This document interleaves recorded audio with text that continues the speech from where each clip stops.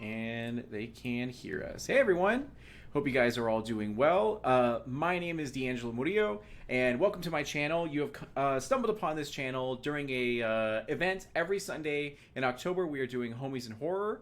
It is a horror anthology using different systems and different stories of misery and woe. Of course, it doesn't apply to this group. It's going to be totally fine. And we're raising money for RAIN, which is a wonderful organization that helps those in need from sexual assault, incest, rape, and everything like that. It goes to a great cause, and that's near and dear to my heart. And we would love your support in this endeavor. This is the cast for this evening, which I'm going to go ahead and turn it over to them to allow them to introduce themselves. Now, if you've never seen a stream on my channel, I think Arcadie's the only one that's aware of this. I have a rule that's very, very hard, and no one ever can escape this rule. That rule is that when you introduce yourself, you are to give your full chest, your full bravado, full pride. If you do so, if you do, then you're gonna go ahead and get an extra reroll for tonight at your whim, whenever you'd like to. However, if you choose to be meek or like, ooh, I'm nobody, then you're gonna get a reroll of my choice. So if you roll crits, then you gotta roll the whole dice pool again, and then see how that goes. So I guess three to keep it casual and all that kind of stuff. So with that rule, to have the homies give them themselves full pride in themselves and everything like that, we're gonna go ahead and turn it over to Arcadie. Tell us about yourself. Hi guys, I'm Arcadie. I go by Arcadie Kashka online, and usually find me hanging out over on my Twitter, which is surprisingly Arcadie Kashka. I do cosplay stuff. I'm a professional makeup artist, and I also do tabletop streaming like this every week. I'm a regular over on the channel Mercenaries of Mischief, where currently we're playing 5e. We got 2 games running, and I'm in both of them. So Mondays and Wednesdays, you can come hang out, and Mondays you can see me play a very polite but bitchy bard who is going to succeed and win at all costs, because you can win at D&D. Wednesdays I play a cinnamon roll sorcerer who I love very, very much. So if you're interested, you can stop by my Twitter, hang out, and come hang out with me playing D&D next week. Perfect. And then going over to Michael. Muted. There we go. One There in we go. every There we stream. go. One in every stream. One in every stream. But as I was saying, I am the dastardly, dashing Michael Powell, aka Mr. Kapow, and you can find me all over the internet on my social media. That's MRKAPAO. And I also do a YouTube channel called Fantastic Tales of Adventure. And my schedule these days are Thursdays on the Toyzilla Network channel. I co-host a toy and collectible show called Toyzilla Live. And right now for every Friday on the Johananon channel at 6 p.m. Pacific Standard Time, I play a trucker vampire, Eddie Ha, who is trying to keep one step ahead of the Sabbat, the Camarilla, and kind of the Anarchs too, actually. Perfect. And then going over to Diana. Oh, hey, hi, hello. I'm Diana D'Amico. You can find me all over the internet at D'Amico Diana. Although I don't use my Instagram, I haven't in years, so Twitter's probably the only thing you're actually going to see anything of interest on. I am a dice maker. I'm one half of Bard and Barbarian, the tabletop company that I run with my husband. What else? I'm the resident storyteller for Renegade Games. Hunter is my favorite system, so I'm super excited to get to play instead of run it for a change.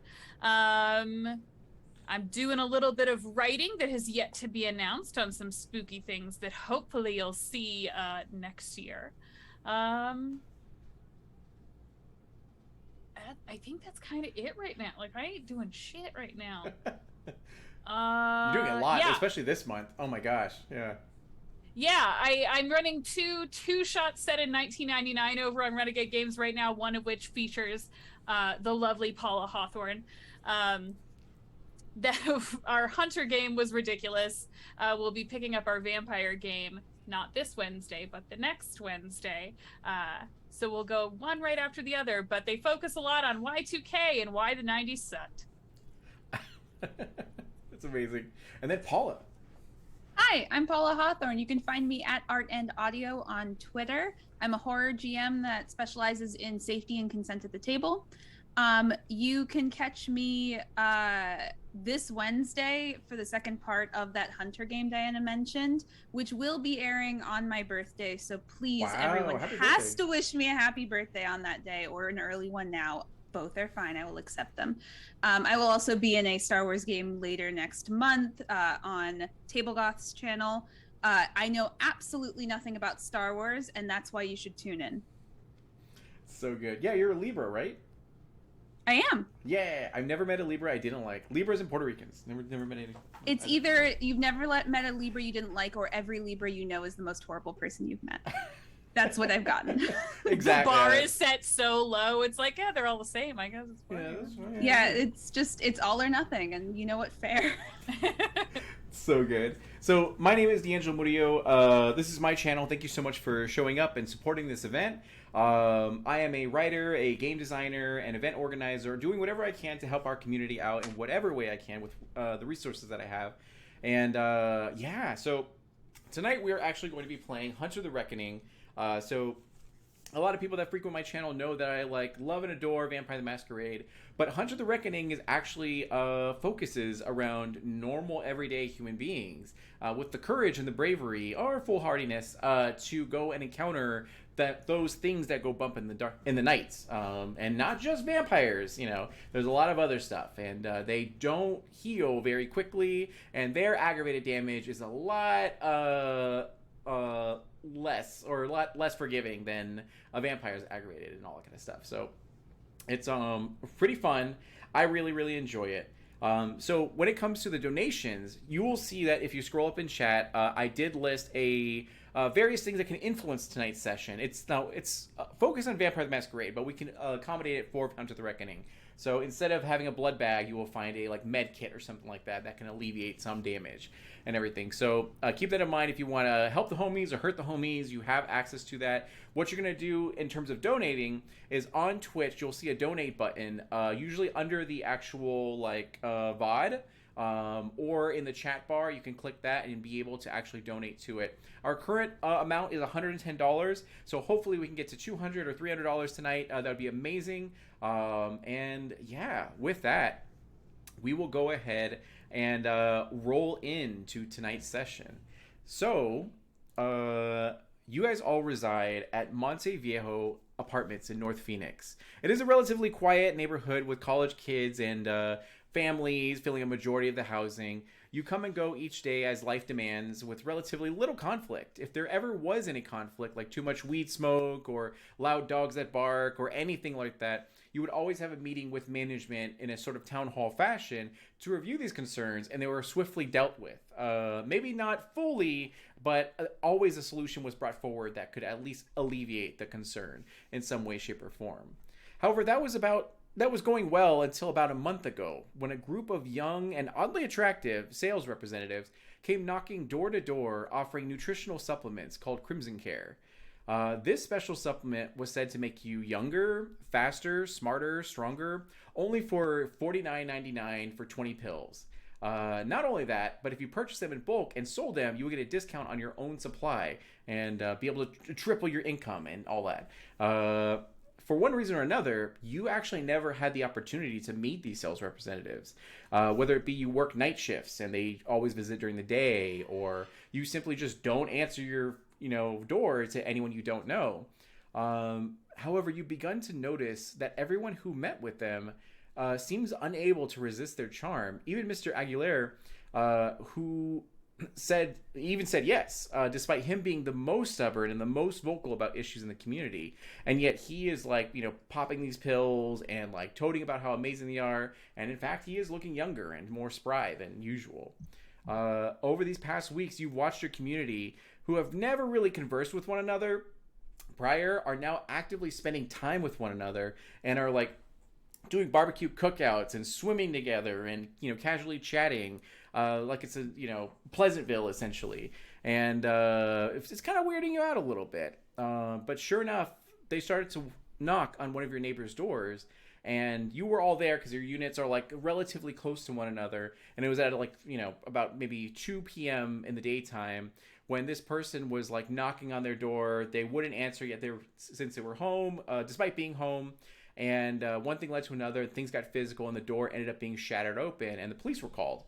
Which is where you guys are now, in a town hall meeting to discuss this concern about Crimson Care, like essentially have taking over your community, and people are getting very like pushy with this.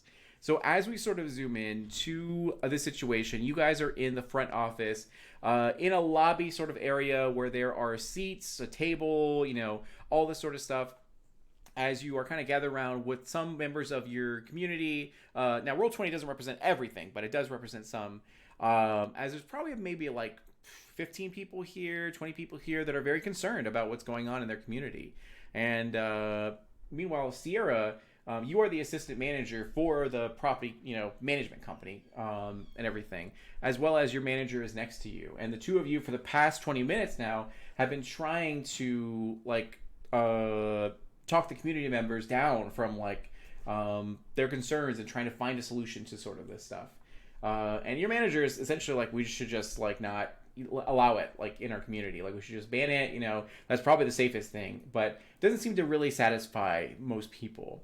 So in this time, Cal, Pat, and is it Portia?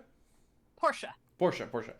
So Portia and Pat and Cal, you guys are all amongst this sort of crowd talking about these sort of things. Maybe you've were going somewhere else and you stopped when it caught your attention, or maybe you wanted to attend this town hall, but sure enough, you're all here together in this place. And I'll let you take the scene from here as a modestly angry mob.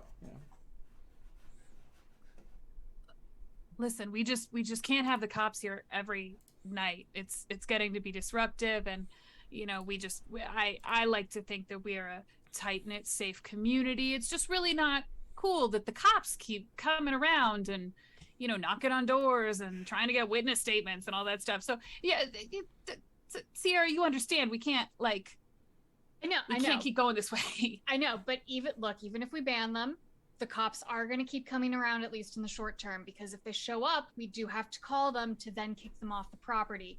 We do need someone here with some authority who can enforce that. I volunteer. Neighborhood watch. I'm here for you. If you need someone to cannot have you putting hands on guests of the residents. We don't need to bother the cops. I mean, surely they got more important things they got to worry about. This isn't really there. If they're breaking doors, it is. I appreciate your concern and your enthusiasm, Portia. I really do. It's great. Maybe I'm just trying to help out my community, and you don't want to hear about it. So maybe you can help with litter pickup. That seems something that we need more access to. But as long as doors are getting broken, the cops are going to have to be called. Cal, you talk to her. I was told there was gonna be free donuts. I point over at a box of mostly eaten Dunkin' Donuts because he's shown up late to this meeting. And churros. Nice. Cal's gonna kind of wander over and start just grazing a little bit, poking the donuts. He likes to hide it, but he's really very upset, I assure you. He's disrupted by all this police activity, and it's really messing with him. He's forgetting to feed himself. I understand the need to call the cops when things get violent, but wouldn't it make the most sense to keep this internal? We wouldn't want to continuously, when they show up on the property, preemptively escalate the situation, of course. This was a one-time issue, I assume. We're not going to just see doors shatter. You two seem more preoccupied with the trouble the police are causing than the business are causing. You realize that the business here is the problem, right? Those are my taxes at work, lady. Yeah. Listen. Portia, hang on. We don't want to see this get escalated. We want to see this company gone as well, but we also don't want to cause fights to break out and even more problematic instances to occur. So we want to de-escalate that, right? We can see them gone. Let's open the floor for suggestions then. Portia, what do you think we should do about it then? Well, first of all, I really don't appreciate your tone. Likewise. Second of all, it's a bunch of housewives, right?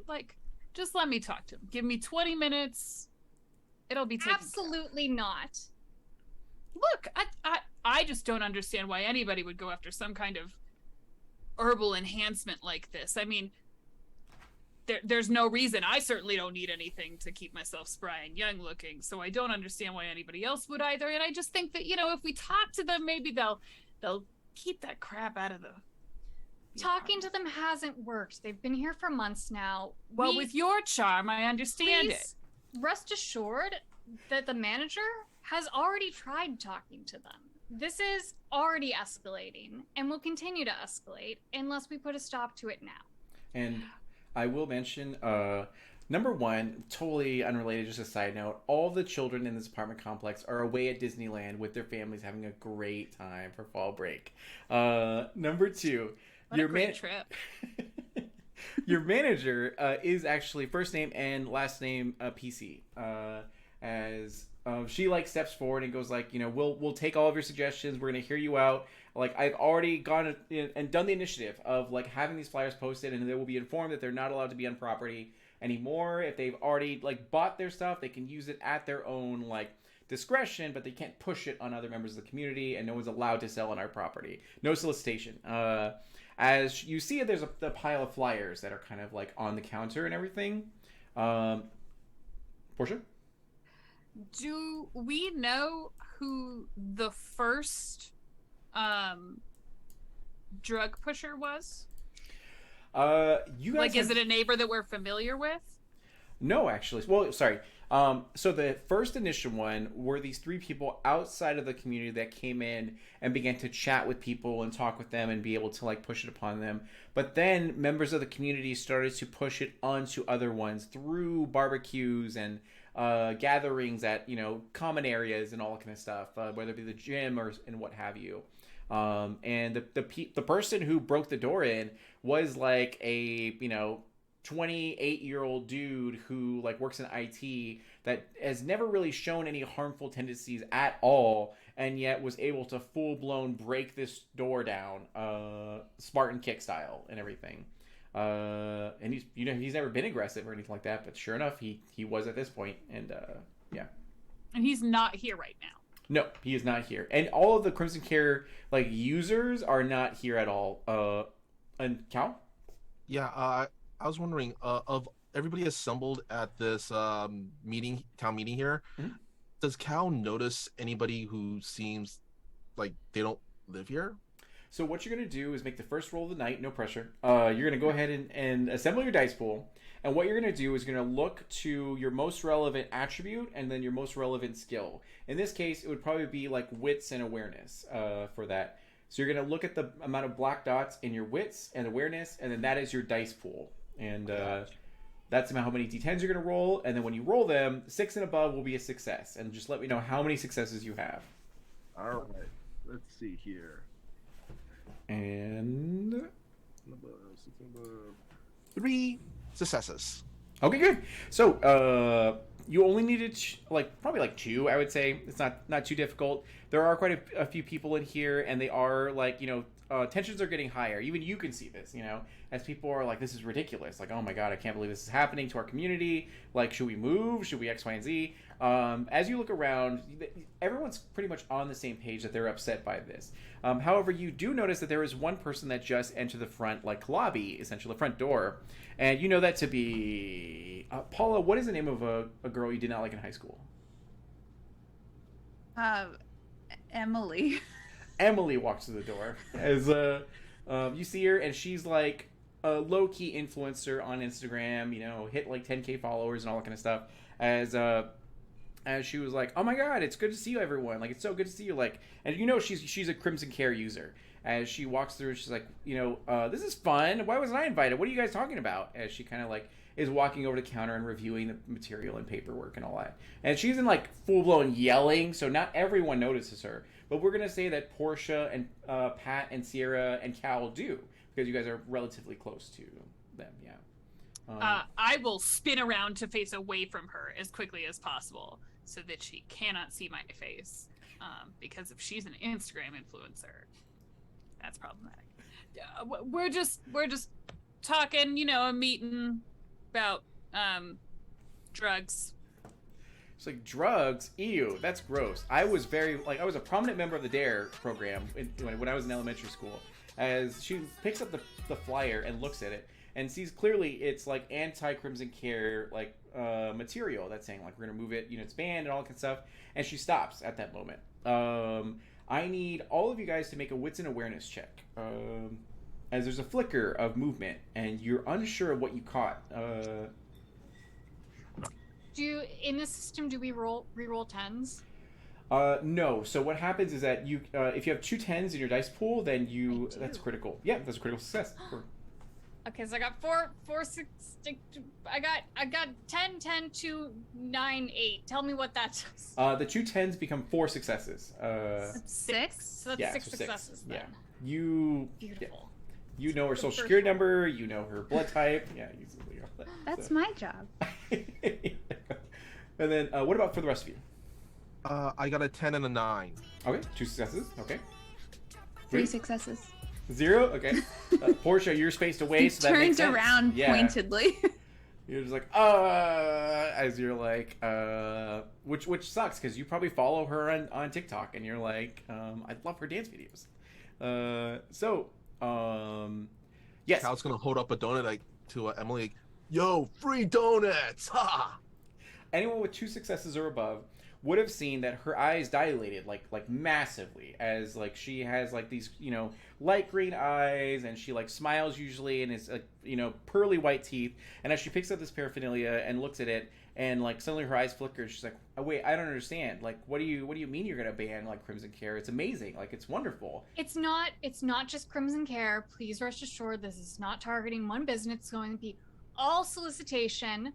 We want to keep a nice quiet apartment complex. It's just Crimson Care had led to the police being called. It is the latest one, but look, it's not just Crimson Care. If the Girl Scouts come knocking around here next winter, they're not allowed to. You got to go buy your stuff at the grocery store. I'm sorry. Next, Hunter the Reckoning session. Yeah. Angry Girl Scouts. You're welcome. There you go. That's harsh. I need my Thin Mints. So They sell them outside the grocery store every February. But look, if you don't want the police called anymore, we have to go 0 contact with all solicitation. And we just got a donation, so let me go ahead and check that out super fast to make sure what you guys to understand. Oop, not wrong one. To understand what you guys have access to. So it was 50. So let it happen. So a ton of rerolls, he said. So $5 rerolls. So 10 rerolls you guys have in your dice pool.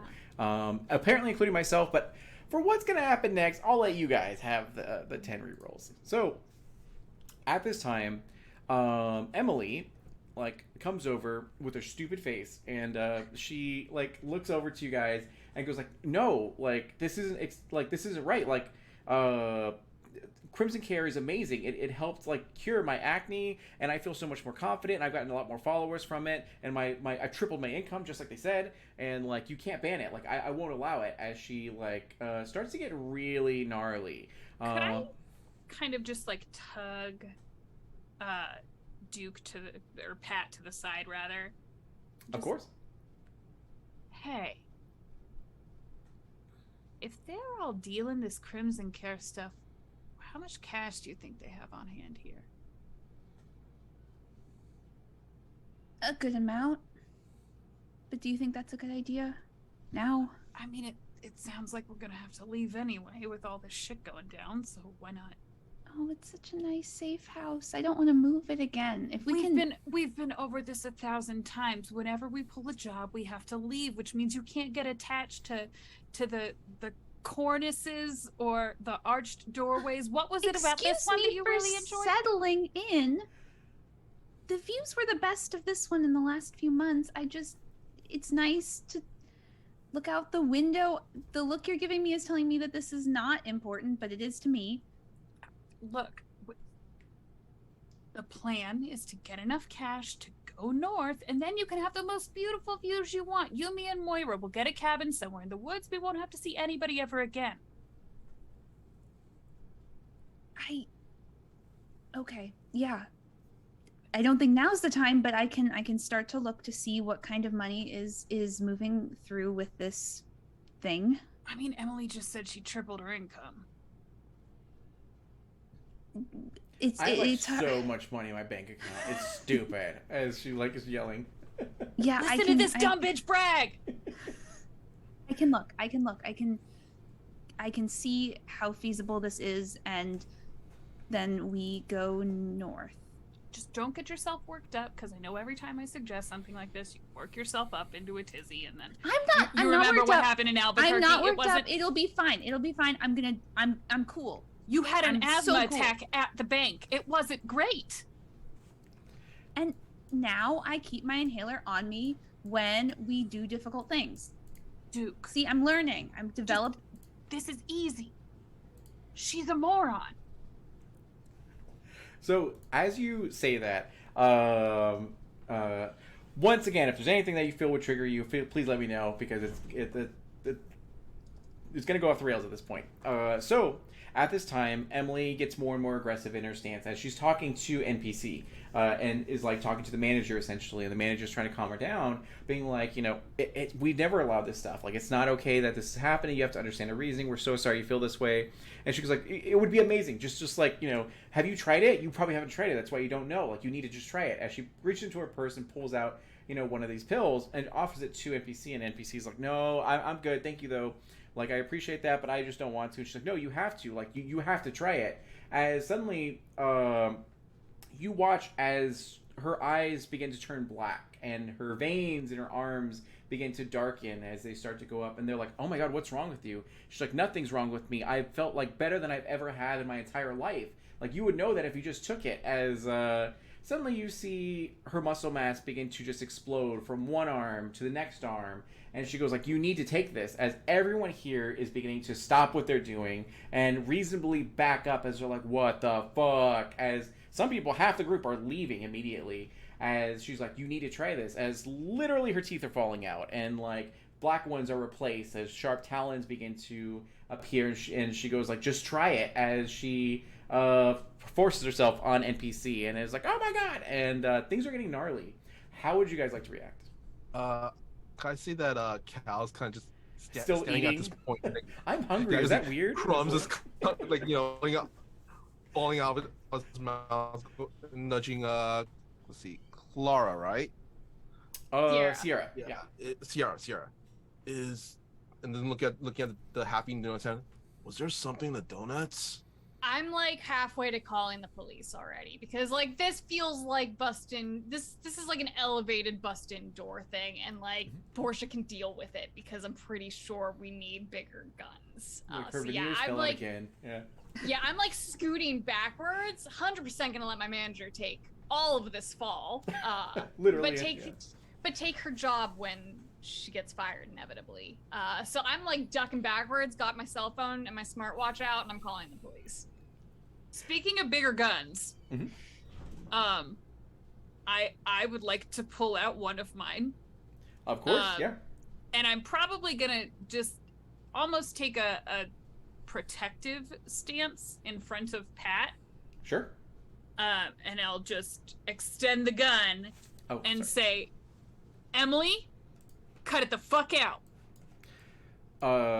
She goes like, no, you guys don't understand. As if you're watching Twitch or you see Roll20, you can see that there's a very beautiful figure that's appeared on the screen, as it's this like, her skin begins to grow like more and more pale as her eyes grow wider and her like talons grow black, and she does not look human anymore.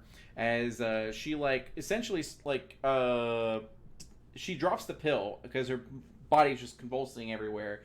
So she decides to instead, like, spit essentially on NPC, and some of it gets into her eyes and all that kind of stuff. And immediately, NPC begins to convulse and turn into a monster herself, as it just like is becoming very weird. A majority of this room is running for their lives at this point. The police are on the phone with you, and they're like, 911. What's your emergency? As Like, hey, as I'm pulling out my own handgun from my purse. Hey, so we have a very belligerent resident over at the Monteviejo apartment complex. Do you know what werewolves look like? They kind of look like a werewolf, but weird. They're spitting black goo at people. Can you like get here very quickly? And I pull my gun out.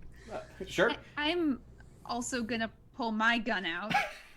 It is Arizona, so It's Arizona. Yeah, it was a gift, and I know how it works. But yeah, to follow up on Portia's protective stance, I'm fully behind I have the gun. I'm not standing in the front. I am hoping that it doesn't come to me and we can just get this over with. Sure. I will say if it is moving aggressively at this point, and especially now that our beloved landlord NPC is now suffering, Portia kind of just goes, fuck that, puts the gun back in its holster and launches herself across the room to try and take a swing at this thing and see to throw hands. how Okay. squishy it. Yeah. You pull off your hoop earrings as you go in.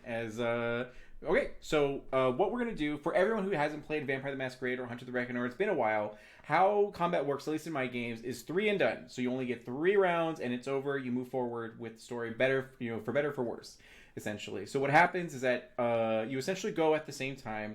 So Portia, go ahead and choose what you're gonna do, and then they will respond in kind. At this time, they're focused on the manager and watching them turn. It's like, don't you enjoy it? Like, it's amazing, right? As the manager does not look like she's enjoying it, as her body's changing and turning. What would you like to do? Yeah, so I'm gonna try and cave Emily's face in with my brass knuckles, because now the police are on their way, and I didn't even realize this was supernatural bullshit. I thought it was just the regular bullshit we were dealing with, and now I'm really mad. Sure. Okay. So go ahead and roll your probably strength and melee, I would say, or brawl, whichever. And... Sorry, that's a lot of dice. Oh god, you just like German suplex Emily. Oh God. Suplex I City. hope so. Yeah. That's why I keep her around. That's 9 successes. 9 successes. Yeah. Go ahead and describe to me what you do to Emily. Yeah, so this is new for most of you. I would say that Portia is not someone who you often see around the apartment complex. She pretty much, drops off her rent check and complains to you, Sierra, when stuff goes awry. But you get the sense that she and Pat and their third roommate, Moira, tend to work at night. But Portia is built lean and muscular, think like a boxer.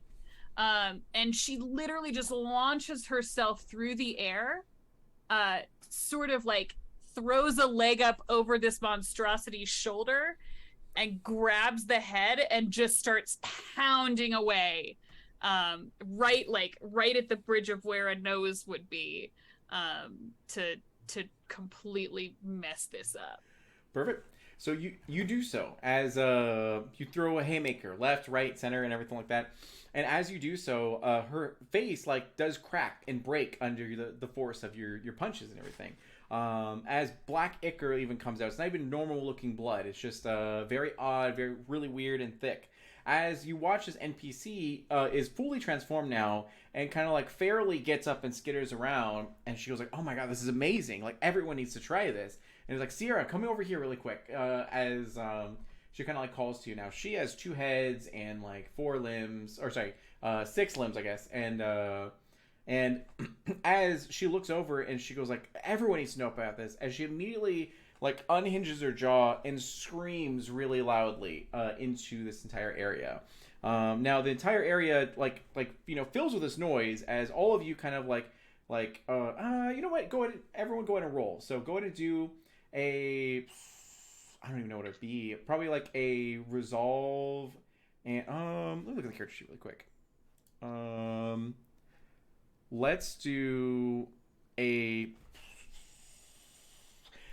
resolve and survival check, which I don't think. God. Can I also say during this melee, Cal's just gonna throw his half-eaten donut. Yeah, critical hit. Clogs your throat. 1 success. 1 success? Okay. 1 success? 1. 1? Okay. Guys, that's not good. That's not good. It could be worse, though. It could be worse. 2? Anytime Okay. your storyteller has you roll resolve for just about anything, you're kind of fucked. So, this creature, just wails super, super loud as it, shatters glass and everything goes flying around. And even, probably Portia like gets thrown sort of like a little bit of a ways away from the sort of area as your ears begin to bleed as you cover them and try your best to like stop this loud audio coming through. Everyone's gonna take 2 points of superficial like damage as like in Vampire the Masquerade / Hunter the Reckoning. Superficial damage is things you can easily sort of recover from, like bruises, scrapes, cuts, what have you. Aggravated damage are the things that hurt like pretty hard and take quite a while to recover from, whether it be a thrown out back or like a broken bone or like what have you. So if your tracker fills up with superficial, then it translates to aggravated after that. However, if you get hit hard enough by something, it can immediately do aggravated. So just keep that in mind. A little tutorial explanation, fun little game mechanics, and so with that, you watch Portia as like the person you just beat to the pulp is starting to regenerate slightly, as they're still in a pile of like sort of mush and like blood and bone and everything, as things are starting to regenerate and pop back into place, and things seem not in your favor. And as a reminder, in Hunter the Reckoning, retreat is always a valid option if you would like to. I have maps for it, so yeah. And if you would like to, you can also do Wits and Awareness to gather more information about your surroundings. Like, are there more creatures coming, or are there like any whatever else you want to do? Yeah. And I try and intimidate them out of here, because not in my fucking apartment complex. We just redid the carpets, and I just said no solicitation. Take it outside, and I'm loading my gun and I'm pointing it at NPC. Sure. Who denied your holiday time off too? So exactly. Yeah. Can I? What would be to try and scare them back? So there's a couple things. Oh, so you're doing. Well, I'll explain the full meal deal for you. So if you want to use your gun, there's a couple ways to do it. Dexterity would be the quick draw fire. You're just like aiming, shooting, and all that kind of stuff. But instead, you can use composure, which is a trained actual shot, and you're actually taking time to aim and everything. And then firearms, of course, is your skill.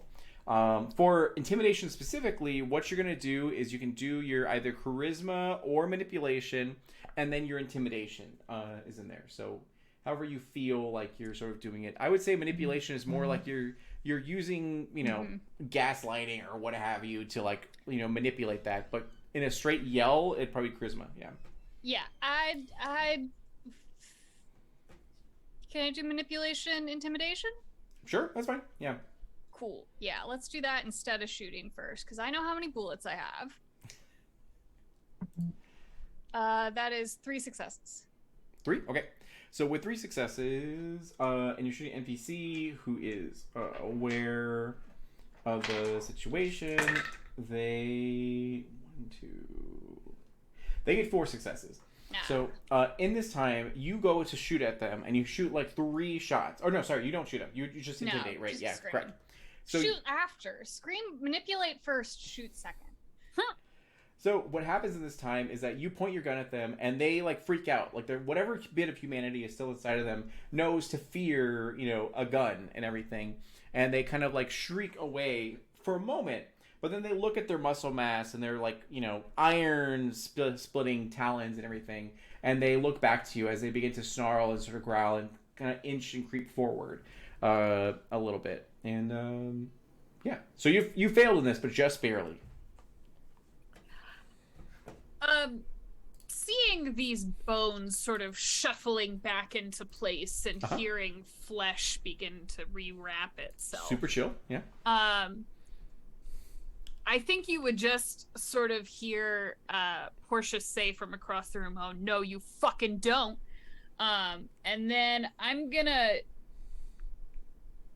reach into a backpack, a black backpack that's always with me, and pull out a small handheld explosive incendiary device, using my ordnance edge, and I would just love to punch that into Emily's face, if I may try. Yeah, go for it. So if you said punch, so I'd say strength is probably a good result, as well as your ordnance and all that. Yeah. I just barely got 4 successes on my edge pool, so I have the grenade. Okay, good. You said strength and brawl? Yeah, that's fine. Yeah. Okay. I'm gonna spend a willpower. Why? Much better. That's fine. 6 successes Okay. to punch this bomb into Emily's face. So Emily is still recovering from being beat the first time, as her eyes have not regenerated yet, and she's still unaware of her sort of surroundings. But it's slowly coming back as she got 1 success. So sure enough, you're able to take this and you like shove it into her and all that kind of stuff. Like up her nose, let's say. God, and then you do so as you push it up her stupid nose, and then at this time, do you feel like you would have a trigger at all, or is it timed? I think these are just timed, Timed? Got maybe it. like 5 seconds max. Do you immediately you have your Nikes on? So do you immediately just start running away, or do you inform your party of what's going on? Party, quote unquote. Well, I think Pat probably knows. This is not the first time this has happened. Yeah, it's sort of my thing. And Sierra looks like she can handle herself, maybe, whatever. I didn't like her in that role anyway, so who cares? I'll do like a really cool sort of kick off of Emily's body, and I'm gonna try and tackle Cal to the ground in the process so that he doesn't get got. Sure. Okay. So you immediately go to tackle Cal, and there we go. NPC is now a monster, and you do so as you hear a series of beeps, and you're watching as. And Pat, do you say that you actually back up, like in this time? Yeah. Okay. It was reaching for the bag that gave me the clue of what was coming. So I had a good amount of time, and I think I would have taken that time to move anyone who looked like they wouldn't know and would potentially get hurt. So that would include Sierra, and give them some warning of just get down, get to the wall. And this is long before even the explosive is visible. I know what's coming. There's a signature move, and it's fun. I get it. So sure enough, you feel, Sierra, as well as Cal, that they are like moving you with purpose, away. Do you resist, or do you choose to allow it to happen? I will allow it to happen. And also, is there a back door out of this place? Is there like 100%. another office? Is Yeah, there? so Yeah. What's the? in this section over here, like to the north, essentially. So to the south, that's the entrance that is the front lobby, the front door, and all that kind of stuff, and that's where Emily came through, and that's where NPC and Emily are currently nearby. And this explosion is like essentially going off at this point. You're unsure of what's happened to these creatures or individuals, but you know the door is like right next to you. You might even be like accidentally pressing it open right now as you hear like commotion in the courtyard and like and everything else in this apartment complex as people are reasonably running for their lives. Yeah. Yeah, I'd not resist and also try to move us towards like the bowels of the offices, stuff that I know that can lock. Sure. That I would have access to. Also, the map on Roll20 is black for me. I don't know. Oh, I'm so sorry about that. Yeah, same here. And I hate Just to imagine. Oh my God. Hit me a word. I've picture. been That's why I using asked. Twitch to follow. Also, speaking of problems, I think captions froze. Just Oh, did it? Okay. add to your struggles. You're good. So can you see everything now? No, Yes. yes. Got it. Okay. One problem fixed, and the other one is because of this. There we go. Thank you for the information. I appreciate it. Yes. So, in this situation, you do see that there are other offices, but they're nothing really defensible. They're mostly glass window walls in here. Now, all of you live in the complex, relatively close nearby one another and everything. And you know that your cars are like in the parking lot on the east side of the complex, which is like pretty far from here, unfortunately, and everything. So, in the situation, you can assume that maybe Portia and Pat have a good, solid setup in their place because they look kind of like shady individuals. That, especially, it's double confirmed that there's a I a resemble literal that bomb remark. in their backpack, and yeah. I work construction, demolition most. Demolition. So, really quickly, what happens in this time is that you guys end up. It's not nighttime if you're looking at Roll20. So, So much happened. Let me go and see here. Can I also say when Cal gets tackled, he lets out a really shrill scream. Yeah, as you uh, malformed beast, take a pill. Oh yeah, that's right. And they keep talking about Mephisto as like, Mephisto demands it. You're just, once you understand how amazing it is, you'll understand the beauty and the grace that is Mephisto. As they just continue to like talk about this sort of stuff. As there's an explosion, glass and debris fall everywhere as everything looks horrible, and you find that the easiest exit is the like north door, essentially out into the actual apartment complex, where you have more freedom to run around than dead end offices and everything. As soon as we get out, I am in fact going to grab onto Portia and get us back to our apartment. Sure. So as you run out here, you see that there are a lot of people in this complex that are, again, running for their lives. But two, people who actively have taken crimson care that you've seen around are starting to transform into these creatures. Like this whale has like activated this sort of situation, as you can see from the top balcony of buildings to like, even in the pool, like people are, no children, just surprisingly everyone 18 or older. So in this time, you realize that in order to get to your apartment complex, your units, which are right next to one another, you have to go across the actual courtyard and go up to like the building, and you head up the stairs and everything, because unfortunately it's on the 3rd floor. So when you get out here, you see that various creatures are like attacking, bystanders and running around and everything. So you have a couple options. Number one, you can simply just like book it. You can use your dexterity and athletics to just run, as hard and fast as you can to get to your unit and to get like somewhere safe, somewhere with more supplies and all that. Or you can choose to try to help any bystanders you see like around you that are suffering. But every creature that gets transformed doesn't look the same. They do look malformed, and they do look like horrible with different abilities, as some can fly, other ones have tentacles, other ones are just very like odd and weird, as things are going haywire. But in this moment, people are still transforming, so they're not actively hunting anyone. So if you were to run, this would be your best opportunity, if you'd like to. All these. Sorry, Go ahead, Cal.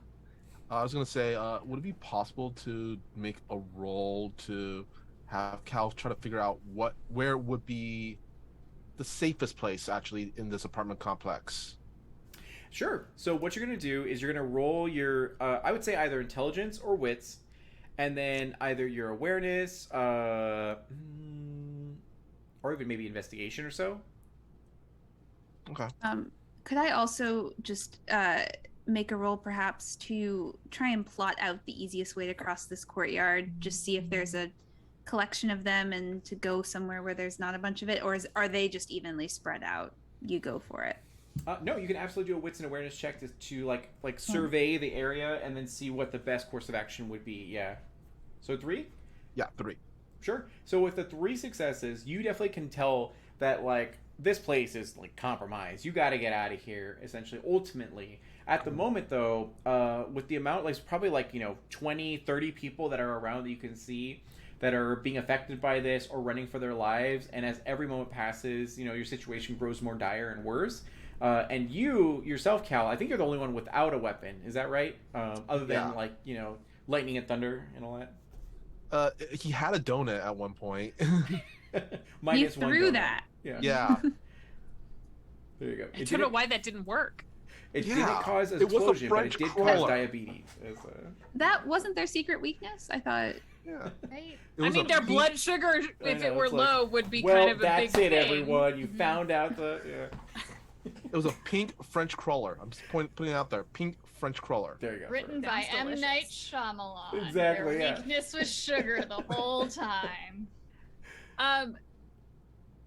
Storyteller. Yum. You said that there were other residents that kind of fled out with us. Correct. While we're moving, I kind of just want to like put my arm around one and pull him in real close, and just say, "We got to make it back to our apartments, right? Right?" as he looks at you, he's like, I guess so. I need to go back up there and get my cat. I can't leave her behind. You know what you should do? Just run like hell, but scream real loud so that they're scared of you when you go. You'll be fine. I'll be right behind you. Okay. As actually, they look to you. Social check. So go ahead and do your manipulation and persuasion or intimidation, whatever you feel is. Is there any way I can aid in this? Because what I was gonna say is that these people make my life hell every day by being rude tenants, terrible people to each other. I don't care if they live or die. Is there any way I can help her with this by granting some authority behind it? Sure. I'll go ahead and offer you. We'll just go ahead and offer you 3 rerolls if you deem necessary. Oh, okay. Yeah, I'll take it. But And I got 3 on my granted path, so if this works, we're gonna go Okay. Perfect. as best I can chart. With a 3 to your Whitson awareness, you survey the area and you definitely notice that the left side of this courtyard, it has a lot more bodies and it has a lot more difficult terrain to bypass. The right side is less, but there is an iron gate that you guys have to jump. Because most of you, actually probably all of you, no, I don't know, it's up to you, left your keys essentially behind in your purse that's probably in the lobby or whatever. But Portia did say that they had a backpack, and Pat and Cal, if you guys have your keys, you probably have a key to the gate. That way you can open it if you'd like to. Yeah. I'll say Cal has his keys on him. Sure. I would also have my keys. Perfect. Is it an electronic gate or a regular gate? It's a regular. By the way, this is my real apartment complex that I lived in a few months ago. Aw. So I'm sorry this happened to you. yeah, you're right there. Good. Thank you. Oh, did you also happen to say what would be the clearest route from the 3 successes? Yes. So from your success, that you ultimately need to leave this place. This is not a long-term plan to stay. But at this time, you are vulnerable. You have no supplies. So you're probably going to need to regroup and gather more materials and then make your way to escape and head out. But thankfully, it's not too far to your units to get what you need. And then, Portia? It was 5 successes, so I'll just kind of lean in real close and wink and just say, "Go get him, Tiger." And then he goes, you got it! As he immediately screams really loudly and then tries his best to run as fast and hard as possible. I'll give him a couple paces to, His Crocs fly off in pursuit as he just tries his best to run through. He deserved to die there. He makes it across the courtyard quite a few ways, actually. He hops the fence, scales it, jumps over, makes it through, and gets almost to his apartment, which is on the first floor. Lucky, as suddenly he is just assaulted by some manner of a creature with tentacles that just absorbs it into its flesh and moves forward. And yeah, you guys are now it's distracted. It's not worried about you, so you will have 1 less die against you in this. So now you have to address the iron gate. So who wants to actually open the gate? Is the map is still black on Roll20? Oh my god, I'm so sorry. I can try and be the one to do that. If we have a path cleared, I can try and open the gate. Okay, yeah. So what you're gonna do is you're gonna go ahead and use. I'll have to probably do this for all the maps. You're going to go ahead and use your composure. I don't even know. I guess just... Let's just do dexterity composure. That seems like the best. Okay. Which are actually 2 opposite things, but it's fine. Yeah, and he was wearing a red shirt. That's correct, Maverick. Yeah. What Red 5 shirt and successes. I got 2 crits, so 5 successes total. Perfect. It's no problem. As everything is falling down around you, you are just as cool as a cucumber as you pull out your car keys. It's literally like janitor keys, and you just one by one pull the right one and then put it in, twist, and the gate opens up, allowing you guys easy access. You no longer have to jump this fence as you're able to make your way across. And this beast of tentacles, and it just seems about 12 feet tall, as it's absorbing different residents that are moving by, is distracted now. So you'll have to do a dexterity and athletics to bolt past this thing and to get up the stairs to your thing. All of us? Correct, all of you guys. Yeah. That's not a big dice pool, D'Angelo. Uh-oh. Quick question. Would Cal know where the I guess janitor room or a storage room where all the hedge clippers, the trimmers, and stuff like that would be? Yeah, for sure. For your specific building, on the first floor, there is a door that leads to the janitor stuff. And you even see a cart that's sort of there that's like unoccupied with the keys sort of still in it. And also a blood trail, but Okay. I'm gonna have Cal try to grab that key as I make this roll. Okay, go for it.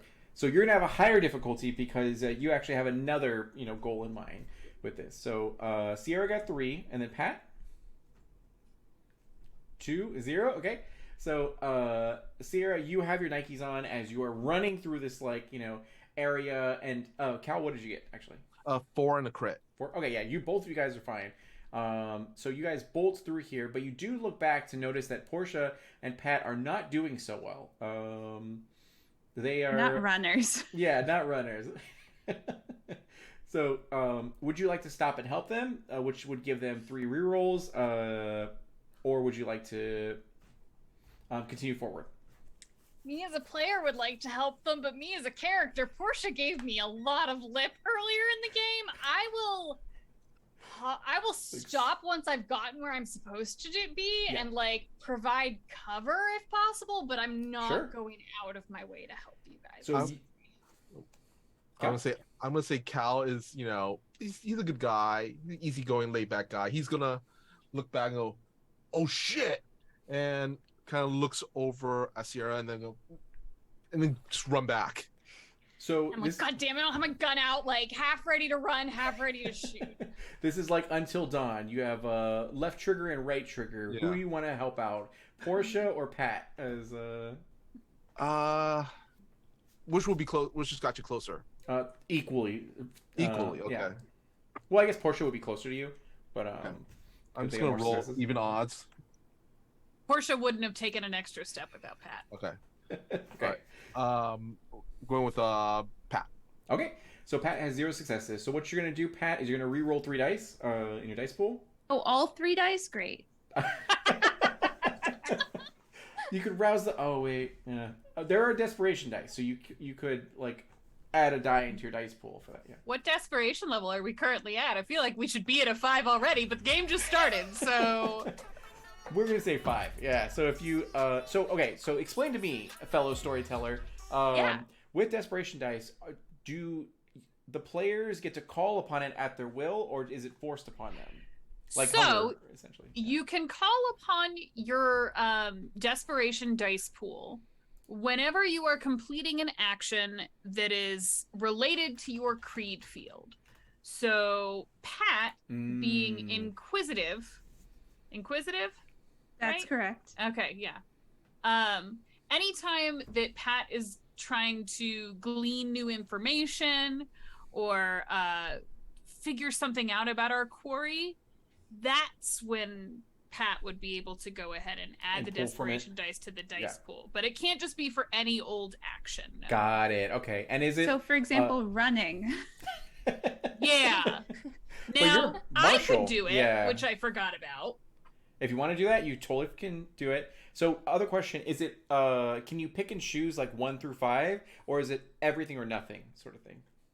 I don't know that off the top of my head. I feel like the nature of Hunter means it should be everything or nothing. Everything or nothing? Okay. Which, great benefits, just don't roll 1. And also terrible, terrible detriments. Hopefully don't roll 1, because I gotta look that Paradox. up. Yeah, right? My reroll got me 2 successes instead of 0. It's enough. As you and Cal are able to make your way over to there with a slight consequence, but and then Portia, what did you get? I got a 2. Am I re-rolling? If you like to, or sorry, do you want to use desperation dice, or do you want to keep it as is? Well, so I feel like the reason that Portia probably failed before was because Pat was struggling. So yeah, I will happily re-roll and roll some desperation dice. I have my inhaler out. I am not fast. I am We're I'm not probably athletic. swearing at you under my breath, just like, dude, come on, I swear to fuck, every time it's something important, you always fall Why behind. does it always involve running? You're like, my inhaler. Oh, It's like, okay. I'll just tugging at your Well. arm, going, "Come on, come on, come on, let's go, let's go, let's go, let's go, let's go!" Like Yeah, talking a because mile you a have minute. to- It's just like, just trying to keep up. So that's 6 successes, okay. How many ones? but I got 2 failures on the desperation dice, so I am currently in despair. Yes. Go ahead and Oh, explain that to us really quick. Because, So, when you fall into despair, it not only affects you, it's going to affect your entire cell, and it takes the option of the utilization of the desperation dice completely off the table, which means you all are going to be stuck with the dice pools that you currently have until we do something that achieves my redemption. Your redemption is going to be related to your drive. My drive is greed. So, if we take steps, if we take action towards stealing from the supernatural, then we can have that desperation dice pool back. But until then, my bad. I love it. And I'm also so glad that you're here to explain this. So I'm like, I think I understand this, but then it's good. It's a little bit different, especially when you're used to vampire. Yeah. It's very, especially with the desperation dice applying to the whole cell as opposed to the individual. It's very complicated. So with those 6, you're able to succeed as you not only like were lagging behind waiting for Pat, but now you've gone so far beyond that you're actually caught up with Sierra. As you and Sierra are breaching the 3rd floor, where your apartment units are essentially. As you do so, you're greeted by 2 individuals. Surprisingly, shocked a little bit, but we'll save that for Cal. You are still at the bottom of the staircase. You have a choice. You can allow like Pat to go alone up the staircase while you go to the janitor's closet, or you can choose to abandon the janitor's closet to continue up the staircase. Why are you slowing down? We need to go. We need to get back. Cows, we need something. We need something. What do you Go need? ahead. I got an idea. have I things. got an idea. I got an idea. I'll be right there. Right there. That's a bad idea. If you're gonna be, I need to go. I'm catch up. Gotcha. Be right there. Be right there. And Cal's already just kind of already booking it to the janitor's closet. Okay. So what you're going to do is you're going to go ahead and roll your Whitson awareness. Immediately, you do see hedge clippers. But using your Whitson awareness, you may be able to find something more valuable in there. Well, essentially, what I wanted to do while in the janitor's closet is use my edge, actually. Which is, let's see, y'all. Improvise gear. That's a good one. Mm-hmm. Whole reason why janitor's closet. So Whitson awareness, that'll be 5, so 3.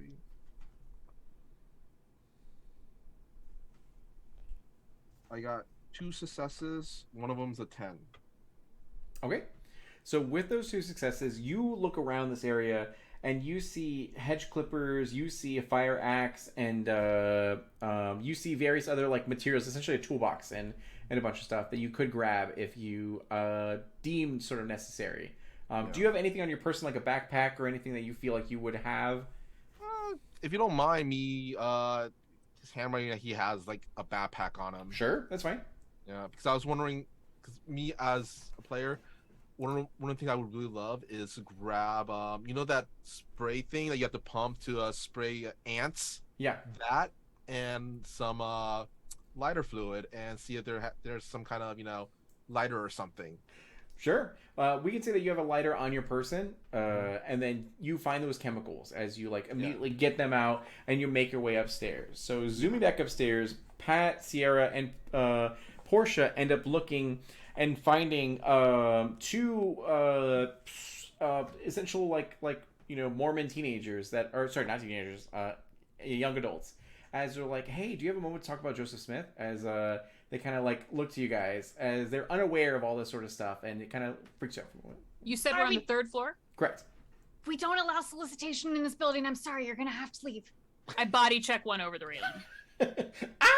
As strength and brawl essentially. Yeah.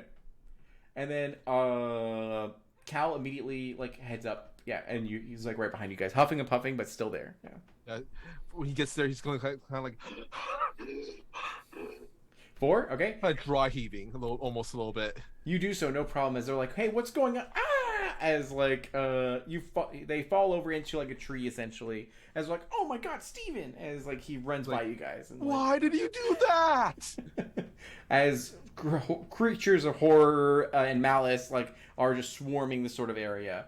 So in this time, you guys come to the floor that you're on, or sorry, that your apartment units are on. As you make your way through this sort of hallway, you end up finding that there is another creature that exits the actual their unit, which you know is like a feeble old lady, probably like 80 years old, but now is just like maybe 6 or probably like 8 feet long, climbing the ceiling and everything like that, with a very long tongue that is just looking at you guys like your tasty snacks. Can Can Cal? I try and spot to see if this feeble old lady being has any of these pills on her person that I could snag on behalf of Portia and also for information's sake? Yeah, so she still has her like old lady nightgown like on, and it seemed like she had a jar of pills, and it spills all over the actual like hallway of this area, within reasonable distance of you, but it's still pretty close to this creature that's on the ceiling, as it hasn't quite noticed you guys yet. It's facing away from you guys as it's like clicking and sort of looking around and looking for something to attack her. I'm gonna turn to Portia. Hey, can you cover me? And then I'm gonna try and get some of the pills. I will unload in its face. Okay. Dexterity and athletics for trying to get this item, and then composure or dexterity and firearms, and then Sierra. I'm checking the doors nearby to see if any of them are unlocked or if I can bust any of them open. Sure. Go ahead and do dexterity and athletics to like race over to one and try to like jiggle the door handle. 2. Okay. Oh no, Fine. I didn't roll yet. Sorry. Oh, you're good. 2 though. 2. Okay, yeah. So for Portia, you're unloading in this creature as it's surprised, it's shocked by this, as it didn't move, so it was an easy target, and it falls to the actual like apartment hallway floor and like wriggles around and like very hard to sort of move. I'm gonna keep trying to advance on it in the hopes of getting it to back up. Okay, and let me see if yeah, that's good. So you do so as it's scrambling to try to get up and at this time. So Pat, with your roll, you do have a handful of these pills in your hand. As you kind of like look to it, you can see that one of the pills actually broke open, and it's like red liquid, almost looks like blood, like very sanguine. And for you, Sierra, you go up to these doors and you begin jiggling them, and like one of the residents who lives there, is either non-responsive or just not opening it because it's locked. You look over to the other one, it's the same situation, but thankfully beyond this actual creature are your guys' apartment units, as they're like pretty close together. You can see it here. Now, Sierra, whether you have your keys on you still is like we'll say up to you, whether you left it at your desk or whether you have it. Yeah. Well, I have DM. Feel free to do whatever you want with this, but I have the Edge All Access Pass. Never mind. You have the keys. Yeah, I know it's meant to be electronic specific, but if you want to be awesome, you could expand it to that's fine. We can always say that you have like keys to the Master entire keys. complex. Yeah, master keys, essentially, because you need them to do inspections and all that sort of stuff. Exactly. So, yeah, we can say that you were able to grab that because maybe you're going to do an inspection right after the meeting, and then this happened. Yeah. So, you do see your units that are beyond this creature. Now, it is on the ground, writhing in sort of pain, and is scrambling to sort of get up. If you want to, you can try your best to move around it to get to your actual unit, or you can choose to try to like destroy this thing, but you're unsure of how to destroy them at this moment. And then we'll give the floor to Cal really quickly. I got a question. Do these apartment complexes, do they have like the balcony? Each of them like have a balcony? They do, yeah. Each of the third floor units have balconies, yeah. Okay. Cal's gonna look at the group and goes, "Everybody got an idea. Balcony, 2." He kind of points at the apartment next to him. Break in, take the balcony, get into our apartments. I've already unlocked the door to that apartment as he is saying this. Yep, it creaks open. Yeah. The people that are in that apartment complex unit are not there at the time. Yeah. I've missed all of this because I'm just kicking the thing now that it's on the ground. I'm just Still like kicking fighting it as hard as I can. Probably swearing about blowing our cover, and I'll grab onto Portia and say, "We're going in here, it looks like," and try and drag you in so we can get the door shut. I'll get in one or two last good kicks. You do so, as she's like butterscotch, as one of her like weird limbs hands you hard candy. And you make your way into this apartment complex, shut the door, you lock it. As you hear this, like, it takes a few moments, but there is starting to be scratching and pounding at the actual door. It is holding for this moment. As you look through this area, and you can see that it seems to be just like a normal family that lives here. They're probably at Disneyland right now because it's fall break and everything. So it's like you have the run of the place. With quick, a general sort of perception check, there are knives in the knife block. There are, chairs, folding chairs, all this sort of stuff. And you see the balcony that is out there. That's a very clean balcony. Yeah, I'm gonna pull like a table or something in front of the door, whatever I can barricade the door with, and also I'm strong enough to yank. Actually, I have in my possessions rolls of pennies. So Cal's gonna take the pennies and put them in the cracks of the door frame. So you're like, is that legit? Was this your plan? No.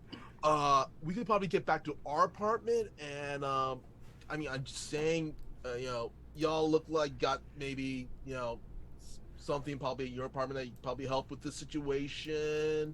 But we get to the apartments by going through the balconies. And Okay. let's go ahead and have you do a dexterity and survival, larceny, whatever.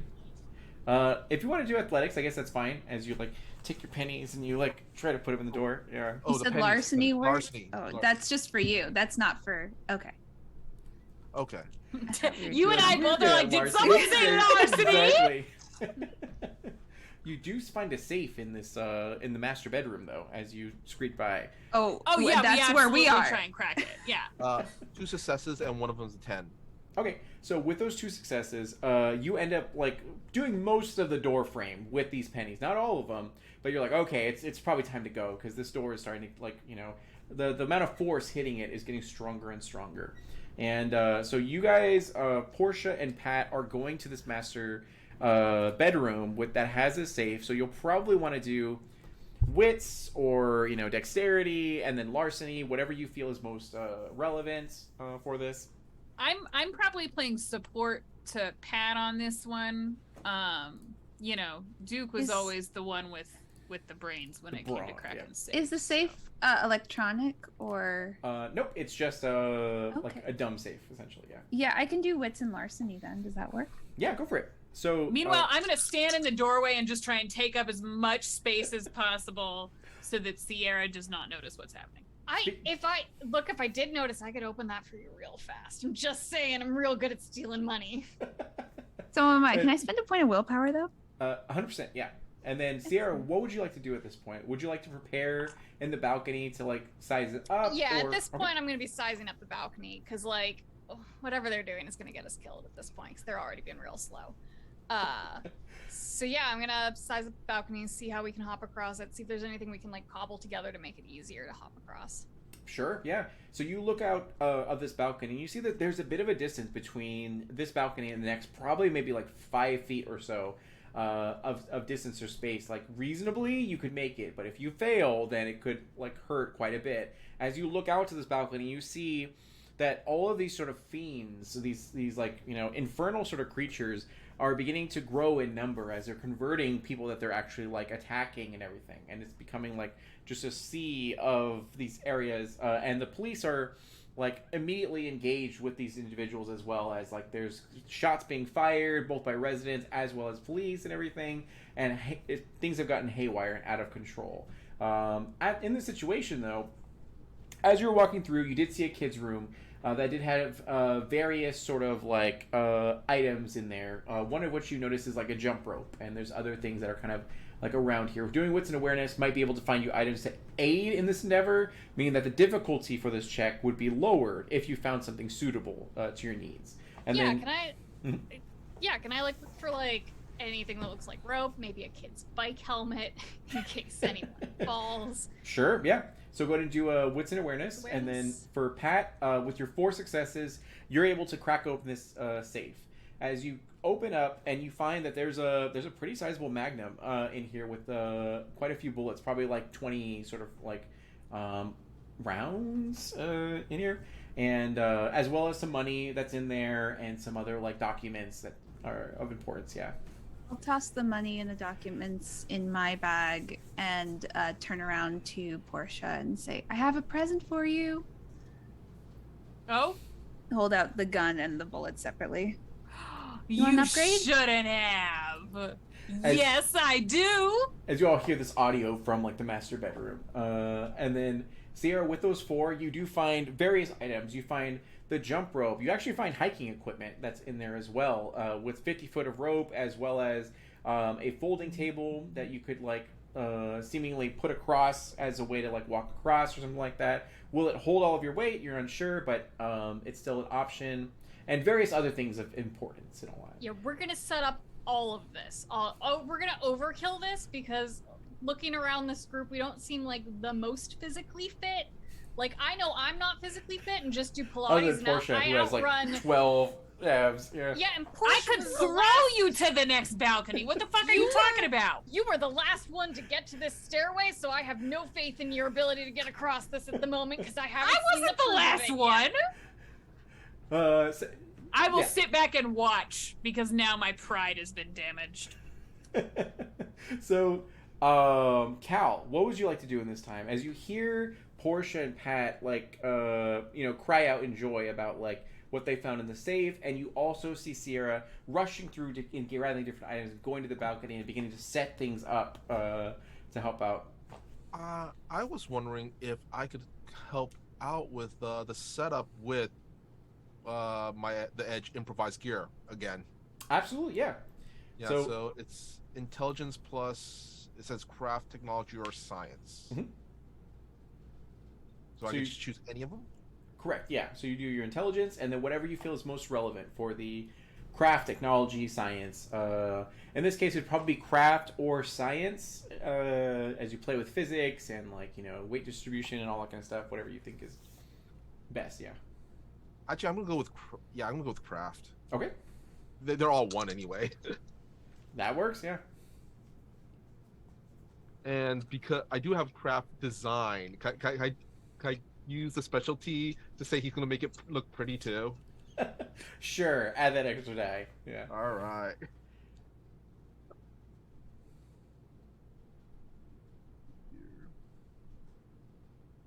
All right, I got 2 successes and both of them are 10s. Perfect. So that escalates to 4 successes, because when you have 2 10s, it's a crit. So with that, you and Sierra are able to make like a pretty sizable bridge, to this, which will get you to Portia and Pat's like apartment unit, and then the next one over is yours, and the one across from that is Sierra's, like across the hall and everything. So that's easy, set up, and good to go.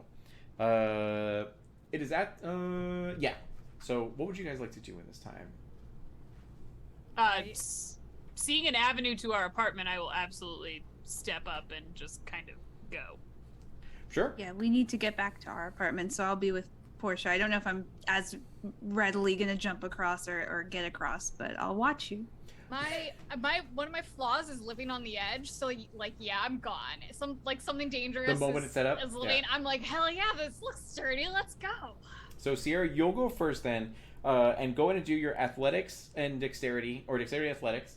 The difficulty is way reduced because you're able to set up all this stuff, Bill Nye style. And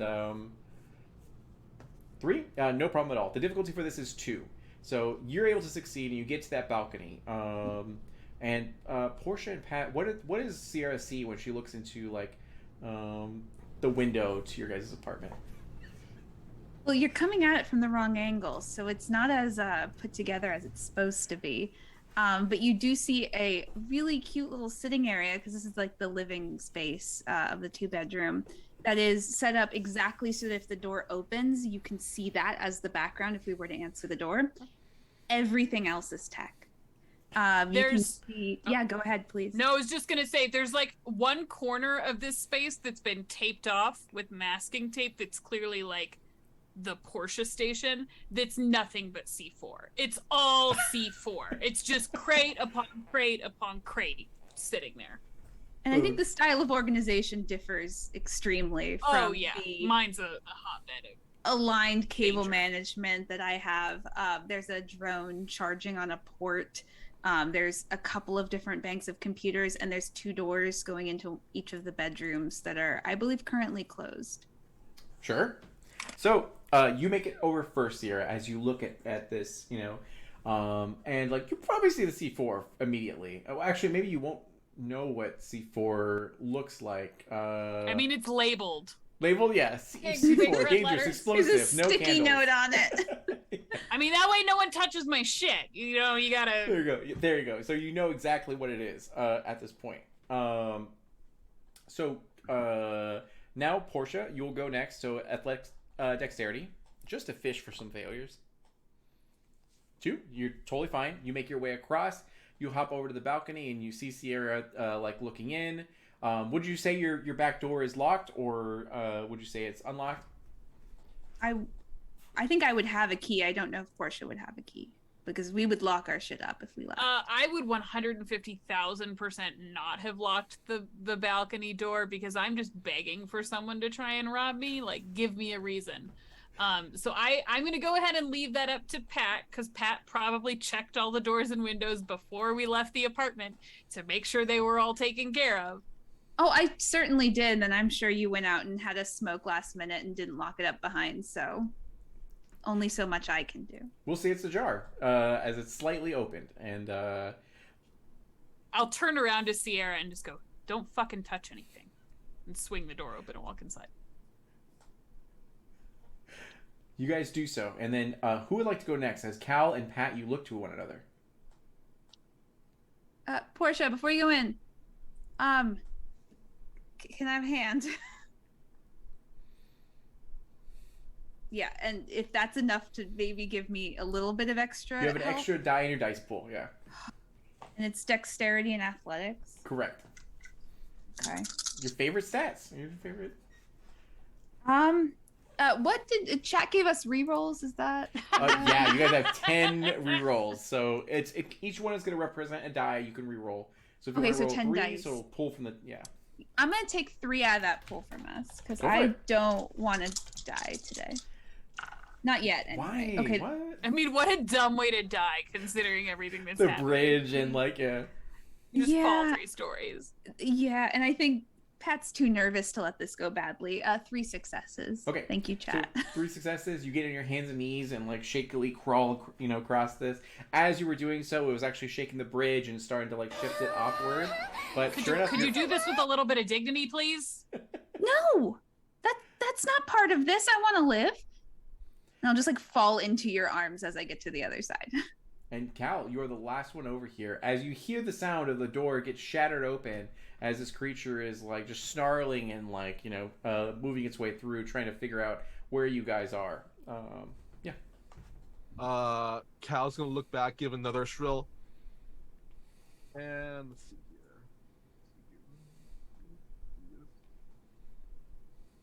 I'm gonna take one of those rerolls. Go for it. The more you use now, the less you have at the finale, so I'm cool with that. All right. So. I have 3 successes. Okay, yeah, you're good. As you don't get Portia's assistance, but you are able to make your way like across. And as you do so, the bridge itself falls over, and falls 3 stories onto the sort of ground and everything. As this creature that's in the sort of balcony moving over is trying to search for you guys, but can't quite find you, and just like decides to just destroy things inside of the actual like apartment. As now you have arrived to your guys' area. Now, in this situation, you guys hear the sounds of chaos, like out from the balcony, from people screaming, shots being fired, snarling, wailing, all this sort of stuff. And as you're sort of in here, you suddenly realize all of it sort of goes quiet at one moment. as suddenly you hear the sounds of the clicking of heels and a knock at your door, as you all turn to hear a polite, composed knock. And that is where we'll take our 10-minute break. Ominous. Bwah, bwah, bwah. So stick around, everyone. We'll be back in about 10 minutes. If you are enjoying the show, please feel free to donate. You can influence the game in various ways, and also take this time to check out our amazing cast and follow them on social media, because they're up to amazing things. So see you guys soon.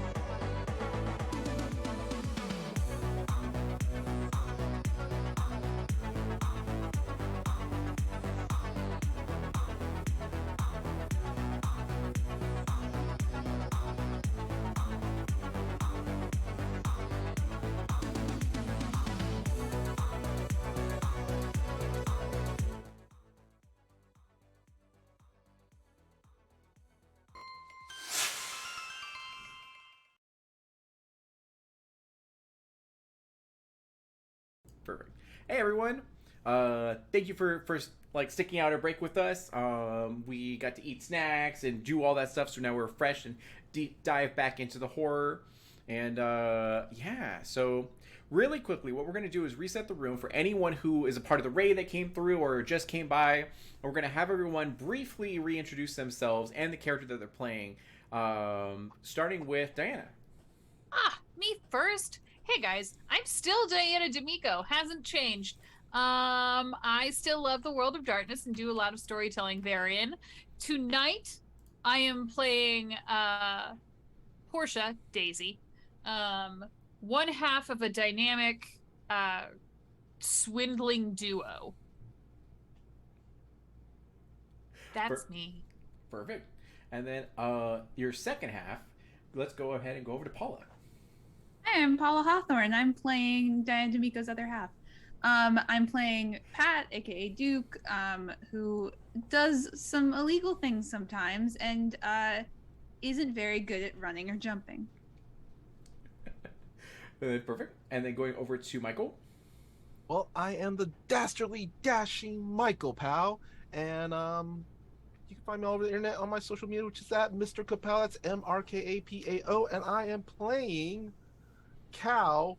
I almost forgot my character's full name. Actually, I'm gonna look it up. Calvin Chen, your friendly stoner bro who is kind of along for the laughs at this point, I guess. Perfect. And then Arcady. Hi, I'm Arcady. You can find me everywhere on the internet as Arcady Koshka. I'm mostly hanging out on Twitter. And tonight I'm playing Sierra, who's very ambitious and will come out of this situation on top, probably with a job promotion and a lot more money. There you go. Yep. If the apartment complex survives. Yeah, there you go. All I heard was I'm a lot gonna more wire money. transfer the money before we blow the complex up. Just... You're like, wait, got it. All right, go. There you go. Yes, correct. Venmo just dinged. There's so in this situation, what's happening at this moment is that you guys have jumped across the balcony and have made it into Pat and Portia and Margaret. Moira. Yeah. Your third. She's out of town right now, though. Disneyland. Yeah. Like you literally. Yeah, can't... she's the one who's taking care of all the kids in Disneyland. Yeah, your phone's Poor ding Moira. as like you like, oh, the TikTok got uploaded by Moira. That's nice. As you're seeing all this. So at this time, you get to Pat and Portia's unit. As you look around this area and you realize that there's a lot more going on here than most people do in their apartments. As you see C4, you see various like not fake walls, but a little like backdrop or something like that to ward off any ward off any suspicion and everything, and various computers and all this sort of stuff. As you settle down and get in here, everything quiets down sort of around you. Like you can literally like contemplate or notice the drop in like volume from everything that's happening outside, the chaos, the gunfire and all that, to the point where it's all very like eerily silent and quiet as you do hear the sounds of clicking of heels, and as someone arrives at your doorstep and is knocking just very composed and very like subtly. Now they knock, and in this moment you guys all look to each other and you're like, what the fuck? As a moment passes and they knock again, and the moment passes. I am not paying attention to that. That is someone else's problem. I am getting my drone set up and getting it set up on the balcony to try and see how far this epidemic goes and if there's a good way to get out of this building. Sure. I'll go over to the door and just kind of lean against the frame with my brand new amazing Desert Eagle that was gifted to me from the safe next door. And I'll just kind of like wait and sorry, we don't want any. We're all naked in here. We're busy. Cal's go as soon as he gets into the apartment, just gonna like look around at all the C4 and stuff and goes, whoa, like gnarly. Hands to yourself, please. As you like light a spliff and then like no. And then we all die. Game over. Good game, guys. All right, Yay. Restarted adventure. You arrive at the town hall. Yeah. So, and then Sierra. Yeah, I'm kind of gonna be point person to Portia, because I've done some self-defense training with my tiny 9mm, and yeah, take up an opposite position near the door. Perfect. So you aid Portia in like this door as you lean up against it. Question, Portia, do you look through the eye slot or the? I 10,000% do not. Got it. All right, you're good. You're good. No reason I asked. I just listen. I'm trusting my other senses here. What am I smelling? What am I hearing? What am I tasting? Storyteller. You, like taste the door and like so. As you so we'll first go back to Pat because they're the first one to do their thing. So Pat, your drone is 100% charged. All of your equipment's there. You double and triple check all of your equipment and everything looks solid. So if you'd like to, you can activate your drone and fly it out from the balcony to go and survey this area. All go right. ahead. Mm-hmm. Yeah. Would I be rolling the dice pool for that edge? Yes, correct. Yeah. Okay. And if there's an option, go ahead and choose what you feel is most relevant / beneficial to you. Because no one is forcing you to do anything fast and like all that. So you can take your time if you need to. And then Cal, if you want to, you can go ahead and roll your intelligence and science, to make your flamethrower or whatever you're trying to build with your chemicals in a safe just maybe area. not near the C4. Like away elsewhere. from the C4. Away from the C4. 6 successes. Okay, you're good. Yeah, you do it no problem at all. As you hear the sounds of immense like air just whooshing as the drone levitates from its area and then begins to survey the area. So with the six successes, you look around to see this is spreading pretty far and it's going pretty wide. It was at your apartment complex, but there are people who are literally walking their dogs that are getting assaulted. The dogs are fine. They're immune to everything. As they're just like the fiends, the hellish fiends, take a moment to like give them a treat or like pet them before they maul their owners. And see, they're not so bad. So and the police are not winning this fight. They're not doing good at all. You also notice that there are some pretty gnarly helicopters that have equipment that don't look like there's news helicopters at all. They look like they're actually like military grade stuff, but you don't see the National Guard on there. You don't see any of that stuff. So go ahead and do me a Whitson awareness to see if you can like enhance as you look at your screen. No, D'Angelo, no. What did you do? I'm gonna take 2 more of those rerolls from the pool because why not? Go for it. We don't I need think to live it's at the end. Yeah, there you go. I think we're at 5 left or something. So it'll be 3 left. 4 successes. 4 cents. Okay. So as you enhance, you see that there are 3 choppers that have this gnarly equipment that are going around, and on the side of there's things you see like S.A.D.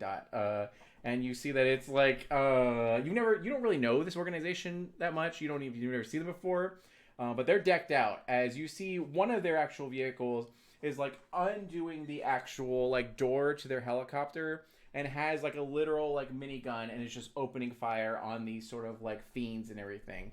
As you're like, oh, and you can hear that audio. You can definitely. But the odd thing is, in the apartment, like Pat cannot hear this. But through the speakers, through your actual drone, you can hear everything outside. So there's some sort of like cone of silence that's happening around your guys' apartment that's like deafening the audio from outside of here. But yeah, if you'd like to, you could do an intelligence and what would it be? An intelligence, academics, investigation, occult, politics, like one of those to identify what these acronyms mean and all that. I'll do intelligence investigation. I will point out that this is an opportune time to use the desperation dice, which we do have back because you and I did a robbery. That's true. That's right. Yeah. So everyone has desperation. Why not? Let's make it fun. How many dice do I add?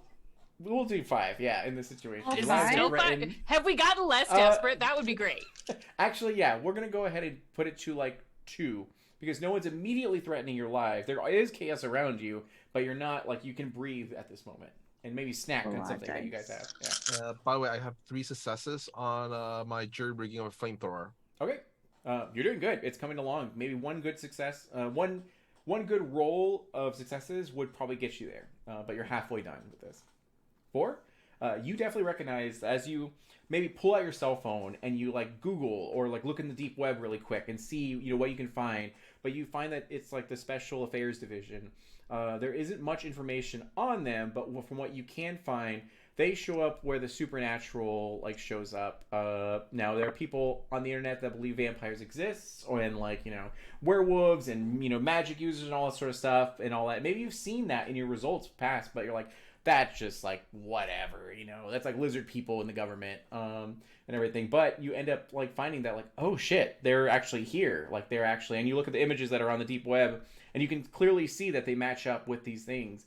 And they seem to know what they're dealing with as they're like unloading on these things in mass. So you have support here, and you begin to hear through your speakers that like attention all civilians, get to Cactus Park. You have 5 minutes to evacuate the area, or 10 minutes to evacuate the area. Abandon everything, just run, and all that, as they're beginning to just like yell at everything. And again, you can all hear this from her speakers, from her drone, but you can't hear this from your own natural ears. As I hear that, I'm gonna assume that the apartment complex is a lost cause at this point, and I'm trying to get my team to like me better. So don't say I never do anything nice for you, because I'm gonna go into my smartwatch and log into my administrative access and refund all their rent from the past year, so that we all have a lot more money. Like, hey Siri, embezzle money. Correct. Like, I'm just gonna assume our servers are gonna get blown, and in the chaos, nobody's gonna notice that none of us have paid rent in the last year and a half. Probably get an error for Pat and Portia. We always paid with like money orders or cashier's like, checks. It was never directly tied to an account. You can go and do intelligence and technology really quickly if you want to pull out your like. I have an ability. I have money tap. Oh, go for it. Yeah. I think this just does it. Yeah, I can just steal shit with money tap. You can look. I honestly don't know. As your storyteller, Hunter can manipulate financial data and move currency with a push of a button. Okay, you just can't use it to benefit yourself. Is the only. I'm benefiting you guys. Yeah. There you go. Okay, that works then. So you go ahead and do that as you're like doing this now. So Pat, you're processing all this information as you're like, what the fuck? As you've done all your checks and everything. So moving over, and Cal is like has duct tape and WD-40 as you're like taping things together, and then so Portia and Sierra going over to you guys. You're at this door. You're pressed against it with your weapon at the ready. Safety is off and everything. As you hear a response as the knocking has like stopped, like it's been interrupted. As you like, and they go like, hi, my name is Arcady. What is the name of a girl you didn't like in high school? Jordan. Jordan? Oh, I had that one loaded real fast, didn't I? You're like, let me name it.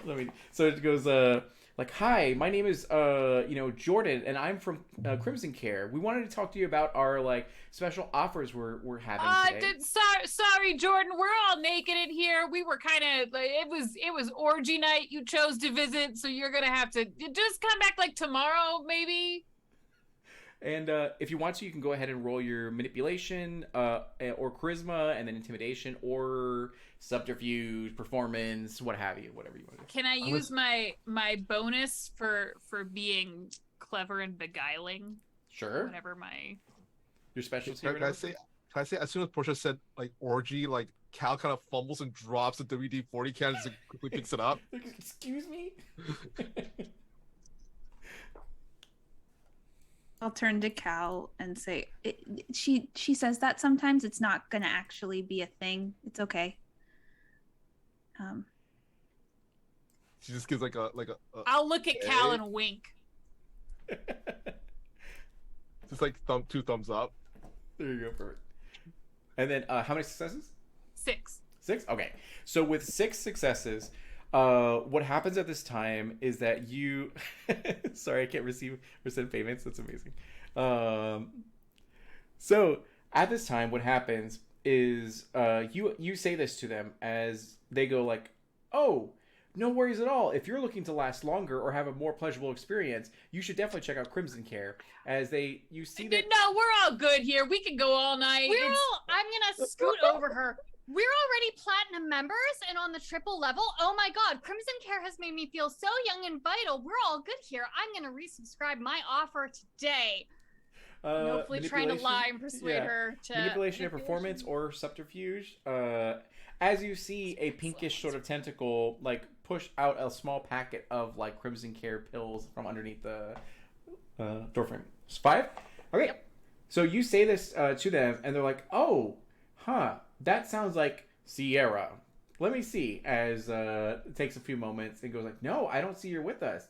Like, that's silly. It's okay. Everyone makes mistakes. Why don't you try one and become one of us? As like triple speech happens, as like you hear different tones of volumes and everything.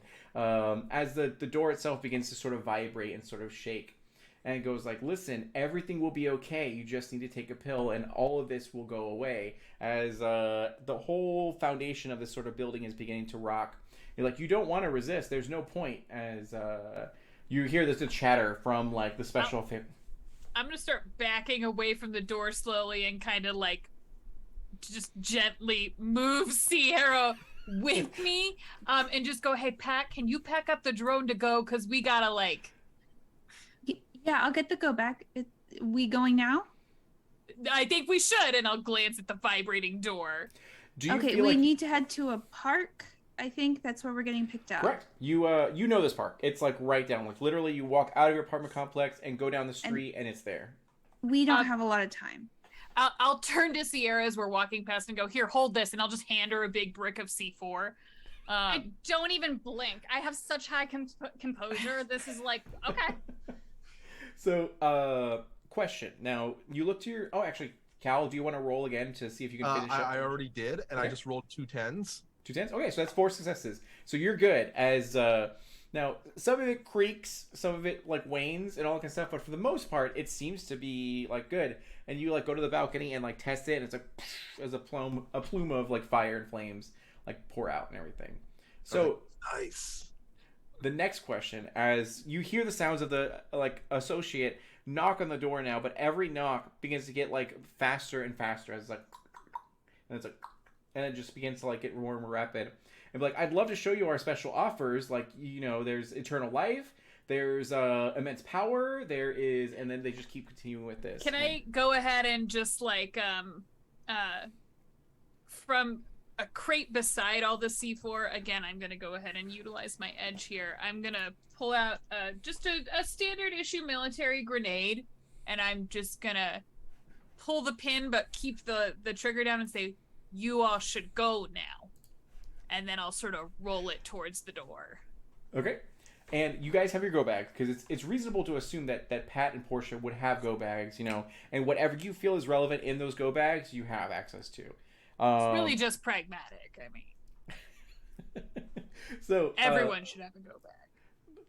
Like honestly, I had one for a zombie apocalypse that never came yet. So But yet is the key there. Sorry, go ahead. exactly, yeah. You guys are on the third floor of this apartment complex. Now, before you is the community pool that's there. No one's in it. No one's around it. There's some blood around there, but like no one's actually actively there. If you'd like to, you could try to jump off and into the water to see if that would be able to lessen or even, you know, go for it. Is there a fire escape? Yeah. It's illegal for a building not to have 2 points of egress. Take it. So take if it there up with Sierra. if there wasn't a fire escape, Pat would have had something in the apartment to get down from the balcony. That is 100% the case. We needed a second way to get out if someone was at the door. Or a gutter that we could climb down. Yes. The other thing is that there's a series of balconies, so if you wanted to, you could climb down and jump down from one balcony to another. As far as the fire escape goes, there are two like staircases that go on each side of the actual, you know, building, but there's none that you have access to on your balcony specifically. Yeah. Illegal. And yeah, so I love how upset Paula the player is about Like, this. Like, I excuse me? can tell she's annoyed. She's like, how dare they? and that's a legit point. layout. Yeah, that's a legit layout for it too. So I don't know if the two staircases count as those fire escapes, but yeah, Windows count. Windows count as an exit point. They don't have to be On the Oh. third floor? Yes. Yeah. dang, yeah. So I wouldn't live here. you're like, never mind, let's get out of here. Yeah. So you have your options as to if you want to scale down. You can try to find anything in your apartment that could be used as a rope, or you can choose to jump off into the water. You just need to do it quickly. Yeah. I'm letting the other two go first because if Portia's saying you need to get out of the way, I want to make sure Portia makes it out. I'm gonna lean into my live on the edge flaw. I'm out the window and into the water? pool. Yeah. Sure. let's go. You're Let's still just holding my C4. It's worth noting. I'll give it to Cal before I'll be like, okay, careful with that. Pat him on the arm. I'm going. Perfect. Go ahead and do your athletics and dexterity. And then Cal, what were you saying? I was gonna say, is there a way to lower the, I guess now the flamethrower and C4 safely without it getting into the water? I mean, you could tie something to your C4 and weapon and like lower it down, and then We have like, rope. Rope, yeah. It would be reasonable to assume. Okay. We have rope. So with 3 successes, you jump off of this balcony and into the pool as you are like just, you know, succumbed with water and everything as you're soaking wet, but you have your thing what's about you as this 15-foot, you know, pool was able to like take the fall and you're good. My smartwatch is waterproof. Yes. My ex-husband never let me have this much fun. This is pretty much an okay night so far. You're like, I feel alive. As I you, feel like... alive. Those Pilates classes are paying off. Okay, perfect. And then who would like to do this next? As it was a grenade, right? Or was it? Yeah, the grenade is still rolling, and you hear it as it just clanked against the door. After Cal lowers his stuff, he'll jump out too. Okay. Athletics, and do you want to do it into the pool, or do you want to do it like scaling down from balcony to balcony? I think it would be both the same roll. So you know what? How about let's go with balcony to balcony actually. Sure. The difference is balcony to balcony is a lesser difficulty, but there's a chance that you might get swiped at by monsters on the way. And then the pool is just a harder difficulty, but you don't have to get worried about swiped at by various monsters. Yeah. Okay. Well, I want to keep our equipment, you know, still usable. Mm-hmm. Spend a lot of time making that flamethrower. Sure. Yeah.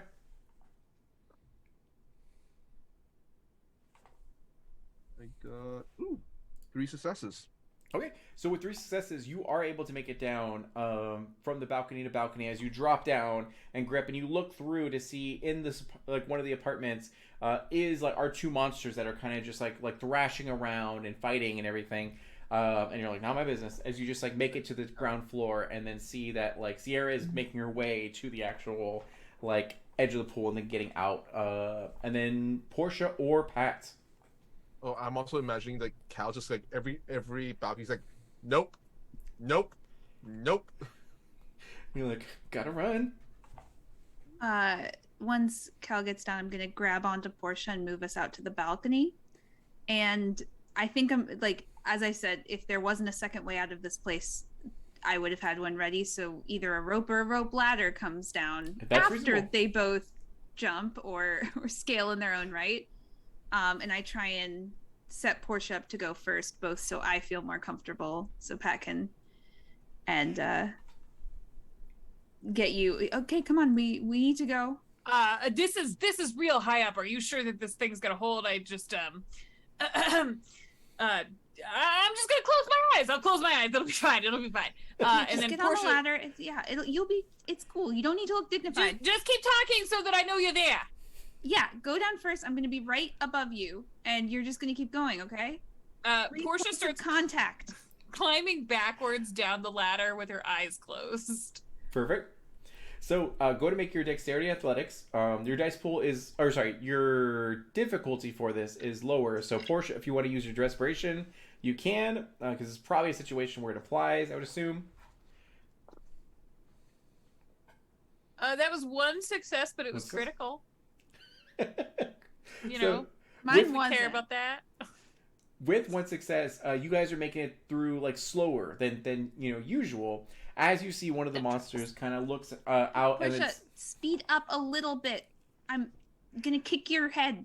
You sound really far away. I thought you said you'd be just above me. I don't want to kick you. Go. so. In this time, you see one of the creatures like goes out to the balcony to try to swipe at one of you guys. Now, Portia's eyes are closed as they're focusing solely on like conquering their fear and getting down from this ladder. Pat, you see this. Do you want to allow the attack to happen to Portia, or do you want to No. like try to? Okay. Perfect. So a couple choices. Number 1, you can automatically succeed in this by taking the hit yourself. Number 2, you can use a strength and athletics to just wiggle the rope ladder to kind of sway it away from the attack. What do you want to try to do? If you fail, she's still going to hit. So. I mean, I'm just glancing here at my character sheet. One of those options is not feasible, so I think I'll just take the hit. Okay. So you like lower yourself down a little bit and then just like guard Portia.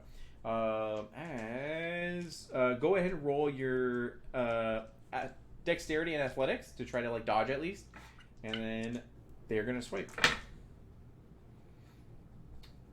Okay, so 3 successes as it swipes at you, and you're gonna take 2 points of aggravated as it cuts deep into you and just like sinks in. But thankfully, you're in a rope ladder, so it sways you around and makes it harder for it to continuously hit you. As you hear the sounds of an attack, as Portia, do you crack your eyes open? I scream. Yeah, I think so. And then I'm not scared anymore, and I will, because this thing's right in front of me. Yeah. Yes. Yeah. Uncomfortably close. What does it look like? We're gonna say it's like orange and purple, as it has probably like 5 limbs, various horns, and 1 very large like hand that's clawed that is swiping currently and trying to like get you guys. Does it have like nostrils or ears? It does, yeah. Are the ears fairly pronounced? It's like a frog, so there are like open holes for its ears. Great. I'm gonna reach through the rope ladder, shove 2 of my fingers into that frog ear, and crack its skull into the railing of the next balcony as hard as I possibly can. Sure. So go ahead and do your like strength, and then brawl or melee or what have you, or I guess brawl, and then I think your desperation dice apply here if you want to add those. I think they absolutely do. Okay. And we're at 2, you said? 3 now with this thing in front of me? Yes. Okay. And they got 3 successes. Yeah. 1, 2, 3, 4, 5, 6. Hold on. All right, 1, 2, well. 3, 4, 5, 6, 7, 8, 9. Do you want to describe this revenge kill? Yeah. Yeah, I think to either of you on the ground, kind of looking up at this, you see Pat sort of kick out to prevent Portia from taking this blow. And then Portia's eyes fly open and she looks up and she goes, "Don't fucking touch Duke." And she shoves her fingers in and just cracks this thing down, but she catches it right on the jawline. So it effectively breaks its jaw if that's enough damage to do so. It does, for sure. And sort of like tears the flesh along its bone. So it is incapacitated as it's like flailing and trying to like mend itself and all that kind of stuff. And you guys succeed getting all the way down to the bottom floor as Cal and Sierra are looking at you guys and seeing Pat holding their side, essentially. I immediately turn and go, Duke, what the fuck did you do that for? Your eyes were fucking closed. Yeah, but I can take a beating. It's what I'm good at. Here, let me look at that. I'll move my arm. I assume I'm just slashed right through. Correct. As this was happening, as they're coming down, like Cal reaches in his pocket, pulls out a bag of corn nuts, and starts munching on it. Offers one to Sierra and goes, "Think we would sell this story to Netflix?" Probably. I mean, they should have just jumped.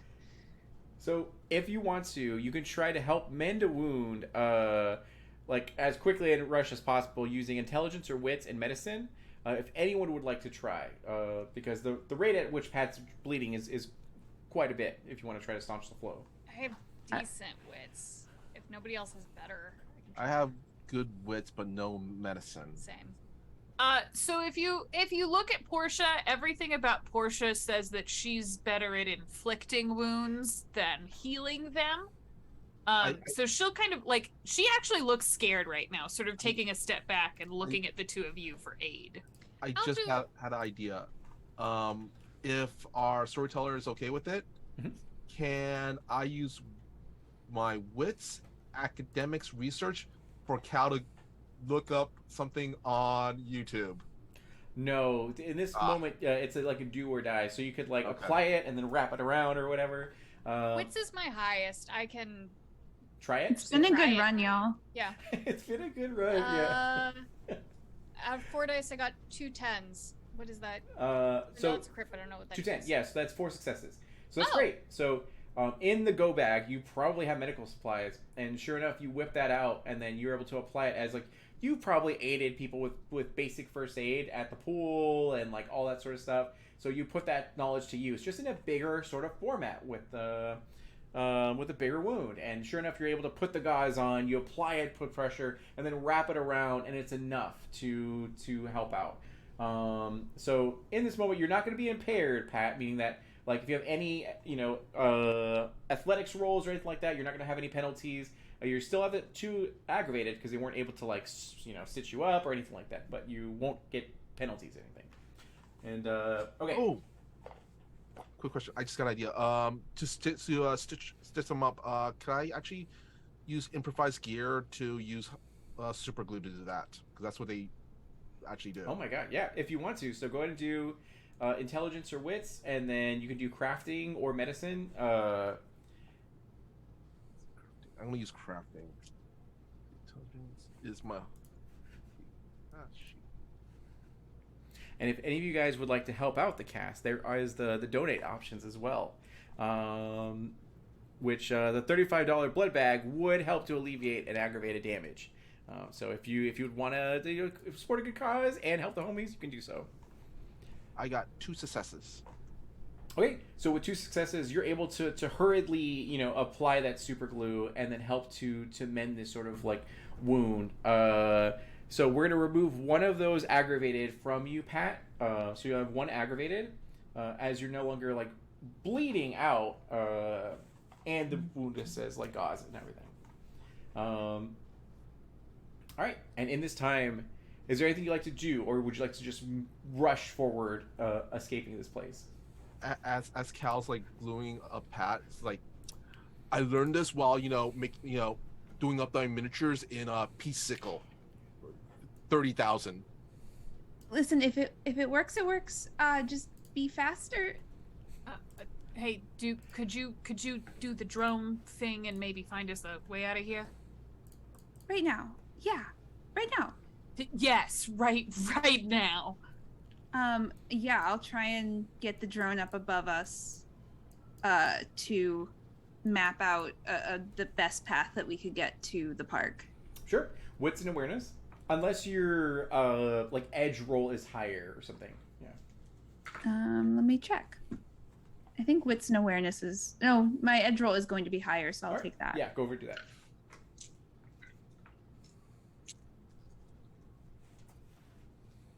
Oh, great. That is 8 successes. All right. So with 8 successes, you can see that the tide is slightly turning as you see these like more and more of these like special affairs division are beginning to drop in units, and they're actively fighting against these fiends. Isn't it a weird feeling? Being like happy to see the special affairs division. So I don't like it here. Right? Exactly.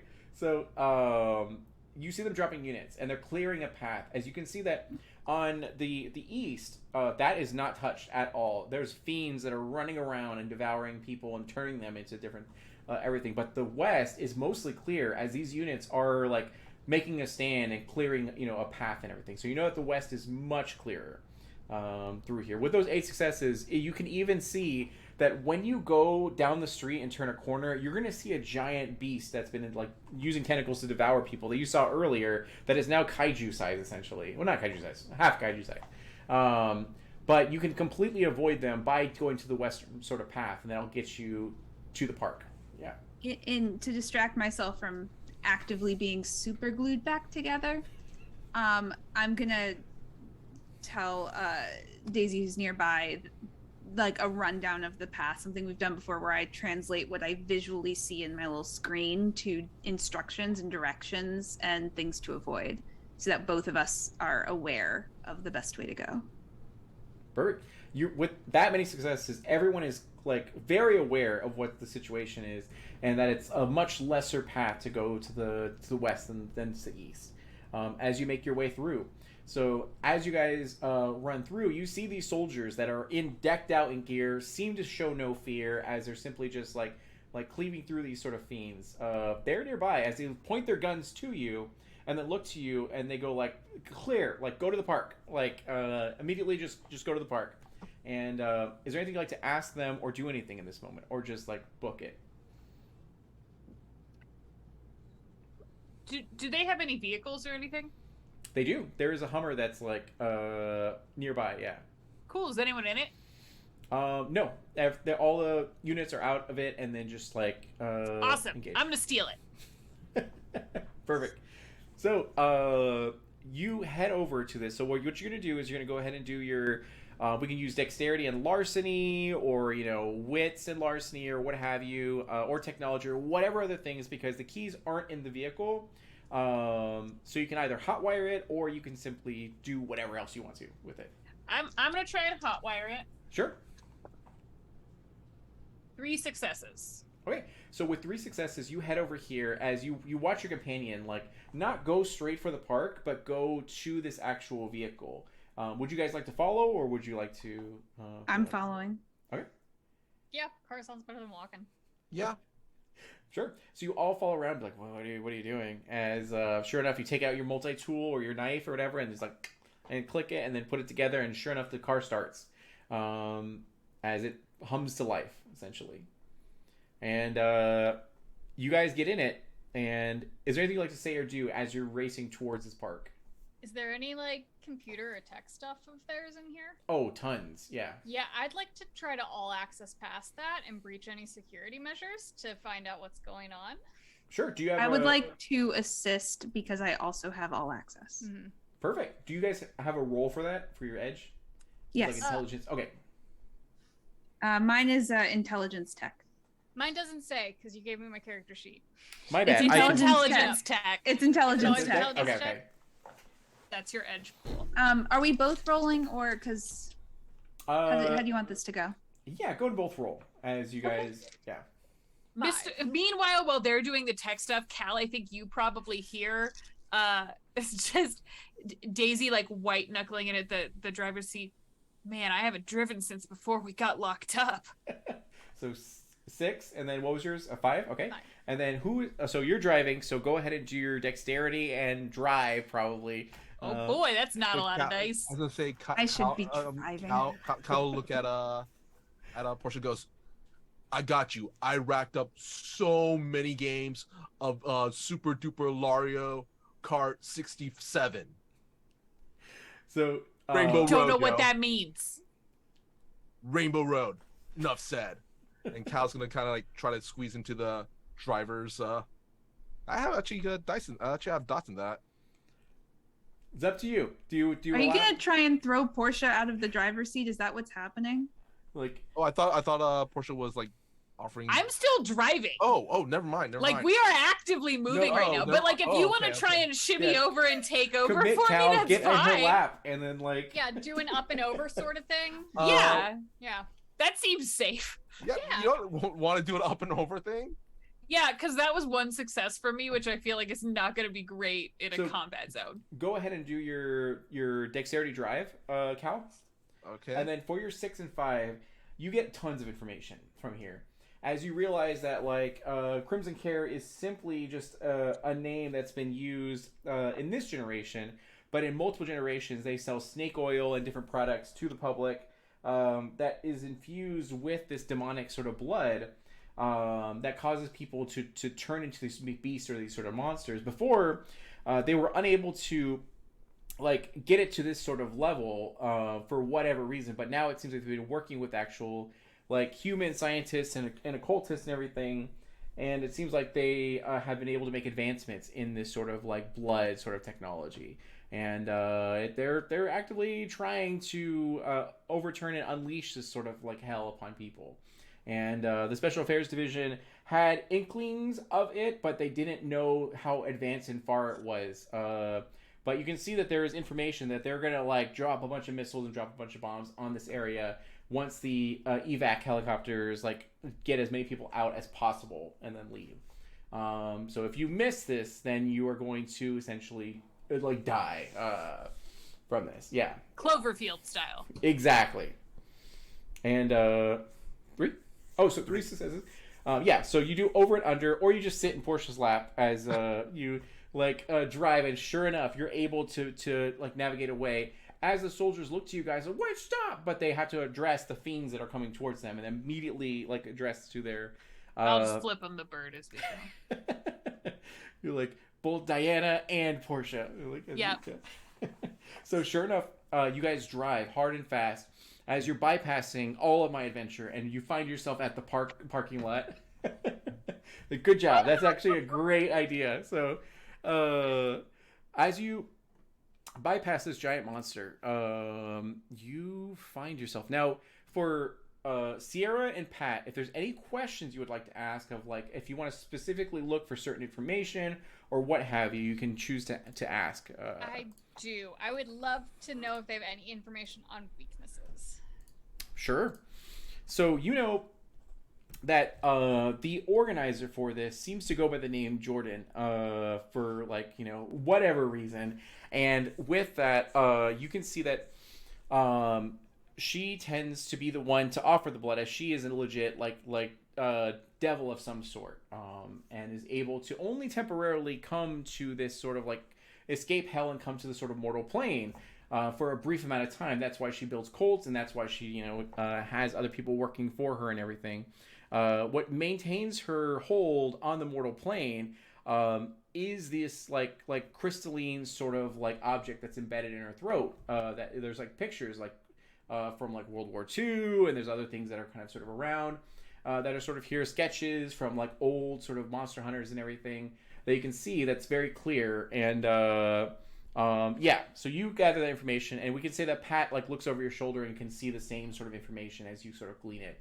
And as you look at this being and this like drawing and everything, you look over and then see that this creature is like actually in front of you. As there's a helicopter. Let me see if stream can see this too. Not really, just the. We'll put this right here. That way you guys can see everything. So what happens in this time is that you guys are driving essentially to the parking lot. You do see the helicopter that's in the background, but the moment this creature like arrives, as it like was flying through the air and just dive bombs into this sort of crowded area, it leaves as it kind of like hovers around, and it goes like, "We can't land until this is taken care of." And Resident Evil 1 style, they like drop you off a like crate as it opens up, and there's a missile launcher, and there's like, deal with it, and then we can like get you guys out of here. Yeah, haven't heard that or read that information. I'm gonna be like, the throat. Go for the thing in your throat. Portia, you think you can rip that out with your bare hands like you did with the jaw thing? Oh, you bet so. How big's this thing? It is about 11 feet tall. It seems to be a feminine figure with various. It looks gnarly. If you pull up stream, you can see the picture because I can't describe it. As you see, there's a gap in its throat that has this black crystalline object. But it's only like 11 feet tall. Correct. Yep. Okay, great. With oh god, guys, I'm so sorry. With Cal on my lap, I'm just gonna say, everybody hold on, and I'm gonna grasp Pat. I will like swerve the steering wheel so that we run into a tree or another car or something, so that I can use the propulsion to launch myself at this thing. Sure. So I also have living on the edge, for the record. Like, I'm not just Jules like, let's do it. Yeah, Jules adrenaline junkies. Okay, so you crash this car. We're gonna say that's fine. As you're gonna go ahead and do it to propel yourself over to them. Are you trying to jump to this like demon woman essentially, or devil woman? I want to go for the throat. Okay. I want to do exactly what I was just asked to do and rip out that thing. Sure. So go ahead and do let's say athletics and dexterity. As you launch yourself in, and you use a desperation pool. Yeah, I was gonna say, how desperate are we feeling right now? 4, we'll say. Yeah, we are. As this creature looks gnarly, as she's about to give a monologue, clearing her throat, and then suddenly clearing her throat. Yeah, there you go. How many rerolls do we have right now? You guys have 3 left. Yeah. Does anyone have an objection to me using 2 of those? Great. Diana cast physics. That's so good. 6 successes. Okay, good. So with 6 successes, you crash the car as everyone kind of like takes 1 point of superficial, essentially, except for Pat, because it's not that. I know the tricks. I knew what to grab onto. It's fine. Yeah, exactly. You know that I don't give needless commands. Like, if I say hang on to something. There's a reason Pat typically drives, but I know what happens when Daisy is at the steering wheel. Nothing good. Nothing good. So, for Sierra and Cal, you take 1 point of superficial. As you like maybe bump your head, you bruise or something like that. But for the most part, you're fine as the doors open and you're able to pile out. So, Portia, you're on top of this devil woman as she's 11 feet tall. How tall are you? I'm probably like, I don't know, 5'9". Okay, yeah. So she's almost twice your height, and then sure enough, like you're able to be thrown out of that car at such a velocity that you're able to climb this woman and get to her actual throat. So go ahead and roll your attack or whatever you'd like to do. I'm also going to kind of keep an eye on the rest of my crew here to see if anybody gets their hands on that rocket launcher. That was what I was about to say I was going for. Yeah, because then I can just like, oh, God damn it. Like, I attach it to my drone and then like... I just want my hands on. I feel like I can help. 100%. There's no one... Maybe like I expose some sort of wound in the process and then we get a rocket in. So, Also, I don't want to get hit by it.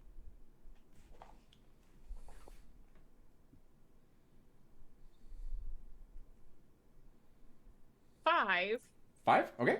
Yeah. So with 5, she tries to strike you. Of course she does. And that is 1, 2, 4. So she barely sort of misses you or is unable to stop you as you go to her actual throat crystal and you touch it, and it's extremely hot. It's like on fire essentially. But still, you're able to nudge it and pull it as you see her begin to scream out, and its blood, black ichor, begins to pour out from her actual throat. But you don't pull it out fully. It's going to take a little bit more effort in order to do so. But you do see a C4 size hole in the area that you could utilize. So weird. Going to everyone else, you do have the rocket launcher. So Pat, you said that you were going to rush over to that case, correct? Yeah. Once I saw what Portia was up to, I want to be prepared to cover. Cal, do you still not have a gun? I have a flamethrower. Yes. I don't think I saw that collection yet, so I'm going to hand you my handgun in case you want it. You don't really have a second to. It's just on your lap, and I'm going to start running after the. So you now have -1 handgun and +1 missile launcher or rocket launcher. I think I upgraded a bit more than Portia this time, and I'm pretty proud of that. And go to use intelligence technology to look at it, get the manual, and be like, "Welcome to intelligence using technology! I can do that." As you look through this quick start guide of how to operate this missile launcher, and it's just got a button with a big arrow. Destroy. That's all Yeah. it is. I really hope so, because I was just so cocky to have rolled 1 success on 8 dice. Just remember that you can use your desperation thingamajigger. You can I use can- your I desperation can burn dice for this. willpower too. You can right? as well. Yeah, you can. So you can burn a willpower to reroll 3 dice, up to 3 dice. I'm gonna do that. And this is within my. I'm also gonna add. How many desperation dice do we have? 4. I'm gonna add all of it because I think this is kind of important that I figure this thing out. Oh, this is lovely. That's 9 successes. Okay. Any ones? And no failures on any of the desperation dice. Lucky. It was actually 4 successes on all 4, and 2 of those 4 were crits. Dang. All right. So yeah, you know how to do this, no problem at all. You pull up a video on YouTube and fast forward it ×5 and was able to understand every single word. And you have this, you've loaded it, it's ready to go. So going over to Sierra, what would you like to do in this time? What are all these people over to the left? Are those just civilian NPCs? Yeah, those are civilians who are about to get onto the actual helicopter that are freaking out and hiding behind trees and Great. I'm gonna use some filming TikToks. leadership or persuasion or whatever talky abilities I have. I'm gonna rush over to them and be like, the helicopter can't do shit until that thing is down. There's more of us than there are of it. We need to help distract them so that rocket launcher and that buff tall lady can do their job. Come on, guys, let's go. I'm gonna try to get these people to come harass the monster for us. Charisma and persuasion. Okay. Can I add my status? Absolutely, if you want to. this? Yeah. As you see some residents that are there, as the assistant property manager, I am ordering you to. Okay, so that's a bunch of dice. Okay. And I will say, go for it. 3 10s. Does that do anything fancy? 2 10s equal 4 successes, and then the 4, 5, the 6, third will be 7 successes. Okay. So with 7 successes, you rally these people as they look to the chopper and they look to this giant demon woman as they're like, oh my god, she's right. As they just do whatever they can. They try to get into their cars to ram it. They try to. I'm imagining like Star Wars AT-AT taking this down, aiming for the legs, maybe. These are the Ewoks? Yes. We are Team Ewoks. They pull up branches from the local tree and then try to beat it, and then so anything to help distract. So they rally to the cause and they make the difficulty checks permanently for this encounter easier, as they do whatever they can to throw rocks and what have you ever else. Also in the Hummer, you did see that there was 2 automatic rifles in the back seat that were just kind of there just in case they needed anything else. Oh, cool. I'll have grabbed one of those on the way out. I won't do anything with it because that feels like pushing the amount of stuff I can do on a turn. But I have it. I'm preparing to use that then to aid in the distractions. Sure. One was rally the troops. Step 2 will be fight. And then Cal, you have your flamethrower and a new handgun that looks pretty spiffy. Yep. And also, I remember I still have Sierra's C4. you do. Yeah. Cal's gonna rush over to the chopper and go over to the behind the pile, like, and points to Sierra. What she said, and also he holds up the C4. I got a bomb, so take us up. Well, the chopper's in the air currently. No, it's never mind. yeah, It they can't land. Yeah, That's they the took off. problem. Yeah. Oh, never mind. You gotta clear. But it's yeah. So is there any tall buildings nearby that's tall, at least taller than the monster? yeah, absolutely, there definitely are. Okay. I'm gonna have Cal try to run up to the roof of one of them with the C4, the flamethrower, and I guess now the handgun. So that'll be You an started with a donut, and now you have an arsenal. Yeah, exactly. it's the American dream. It's an Arizona Literally, dream, literally. apparently. Yeah. So yeah. So you see a Whataburger that's like nearby. So you can go ahead and roll your dexterity athletics, and then go ahead and head over. All right. Let's see here. Dexterity and athletics. 4 dice. 2 successes. All right. With 2 successes, you have all this equipment, and you huff and you puff, and you make your way through. As the Whataburger employees are like, "Should we run?" Or as they're kind of just like, as they're just kind of like looking out, and you make your way to their actual like ladder to the side of their building, and you get up on top of the roof. That consumed your whole turn though, so but you are there, and then we're gonna go over to this demon woman as she uses one of her limbs to try to strike at Portia. So Portia, you can choose to retaliate in response or whatever you'd like to do. Let me ask you this. I still have my hands on the gem that's in her throat, correct? Because Correct. that sounded like a lot of dice just then. That sounded like a lot. What? No. Ooh, I think that the Portia thing to do would be to see that long limb coming, grab that stone with both hands, and just let gravity do the rest. And put all my body weight on it as I try and pull it out with me, and I fall. Sure. So we'll just do, I guess, strength athletics to let you just like drop and yank, essentially. Can we say strength and melee instead? Sure, if you want.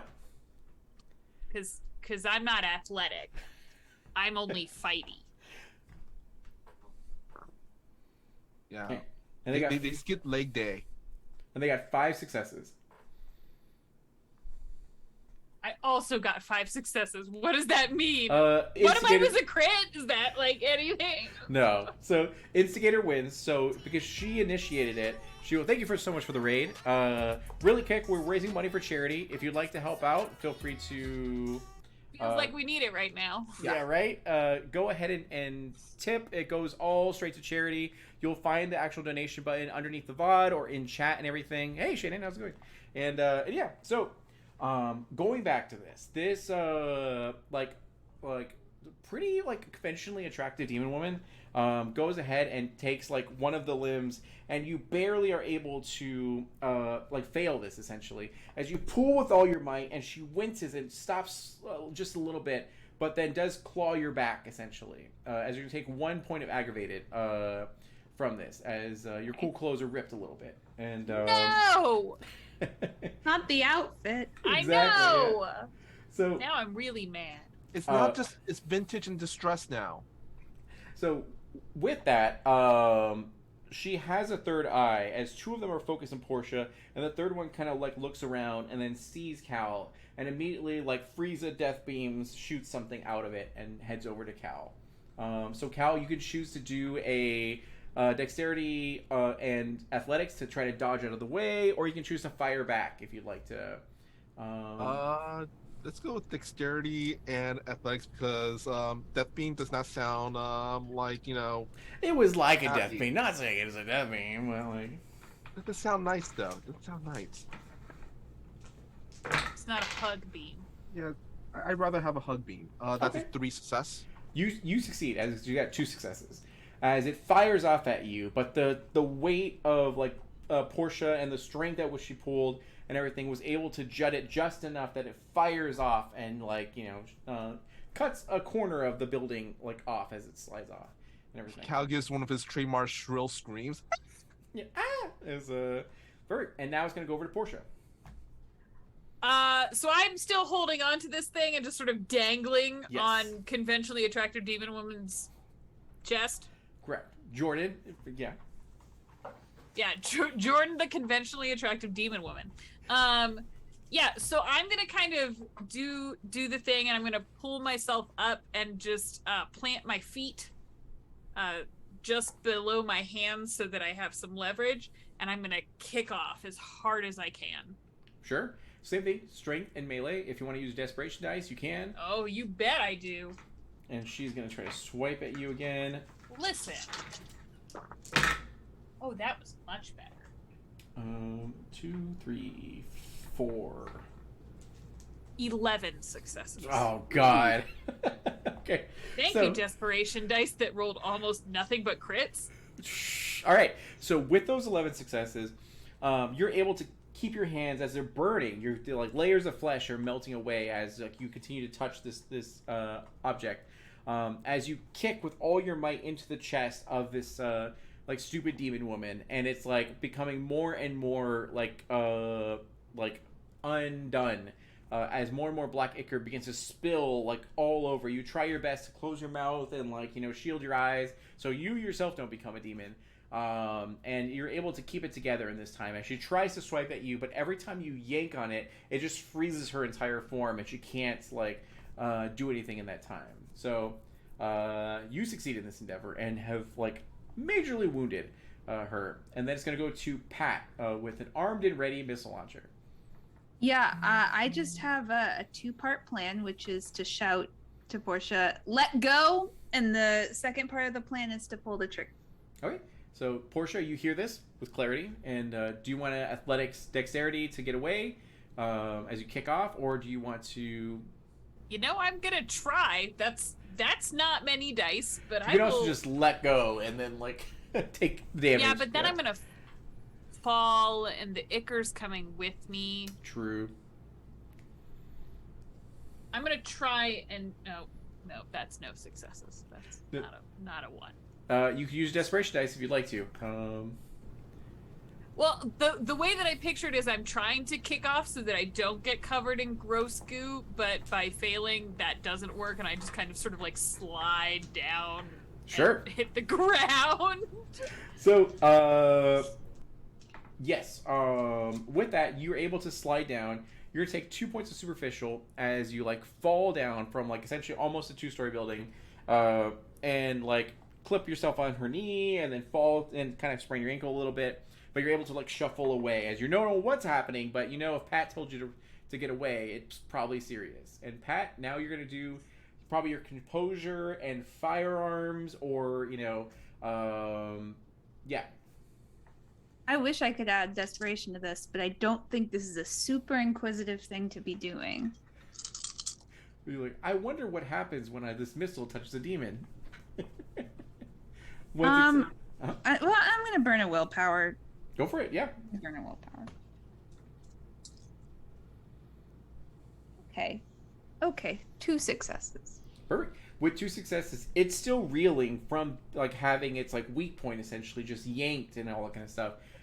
So it tries to look to you and dodge, but this modern technology, this projectile bashes into it, and fire and flames engulf it as it screams at the top of its lungs. And it's looking pretty gnarly here. So after that, it's gonna go to Sierra. Cool, and now I'm gonna use that assault rifle that I found. I'm not super confident in my aiming, so I'm not gonna aim for the jewel itself. I'm gonna aim for her general face and eye and third eye area, because I saw what she did with the laser thing, and I don't like that one bit. So I'd like to just lay down assault rifle fire in this general area. So you'll do composure and firearms. Beautiful. Yeah. I'm gonna spend a willpower right off the bat. Okay. Okay, so that's... Okay. 4. with 4 successes, you're able to deal quite a bit of damage into it as her third eye is just destroyed and unable to be used at this point. And even you attack one of her normal eyes too, as she's just kind of like is flailing around. Now she has her full movement, but she's using it to try to put out the fire and the flames and find where her enemy is, as she does look over to see Pat for a moment before, like, you know, gunfire engulfs her. And then Cal, she's looking very weak and very wounded. What would you like to do? Cal is going to, because I do want to use the desperation roll, and I have idea how to use it. Cal's going to look at the C4, then looks at the makeshift flamethrower, looks back at the C4, looks back at the makeshift flamethrower, and kind of like just looks over the building, just goes, just reach out, shrugs, like drops it, and then if I can, start pumping that fire down at it. We'll say you overclock your like flamethrower, so that way after you use this, it can't be used again. But and this time it extends the flame of your flamethrower. So go ahead and do your composure and I guess firearms. If that doesn't work for you, then you can always do composure craft as you're using a crafted item. Yeah. Composure craft. And I'm gonna try. Would that work for my desperation roll though? Sure. Okay. So 4. So 4. Okay. Yeah. So 4 more dice. But make sure you know which one of those dice are the desperation dice, because if you roll a 1 in them, no one else can use your stuff until you get like your redemption. Gotcha. Here and roll. Which is a cool mechanic. I'm glad I learned that. Yeah. Here. Okay. 2 tens. That is 1, 2, 3, 4, 5. 5 successes, and 2 of them were 10s. Okay, cool. So 2 of them were 10s. That means it goes to 4 successes. So what happens this time is that you throw the C4 into the air and you overclock your flamethrower so that the flame, the stream essentially, is a lot longer as you arc it, and then just a stream of fire, you know, goes across the sky. Portia, please do a dexterity athletics as you're like now having to run away from not just a missile but also a C4 explosion. Oh, and Cal's gonna yell out, "Insert witty one-liner for the Netflix series!" Since it's my C4 and that's sort of my jam, can I get like maybe a little bit of a dice bump because Sure. I know what's about to happen? That's fine, yeah. We'll say add 2 more dice to your dice pool, yeah. Great. Wonderful. And that was Genre good. benevolent storyteller. Genre awareness dice. Exactly, yeah.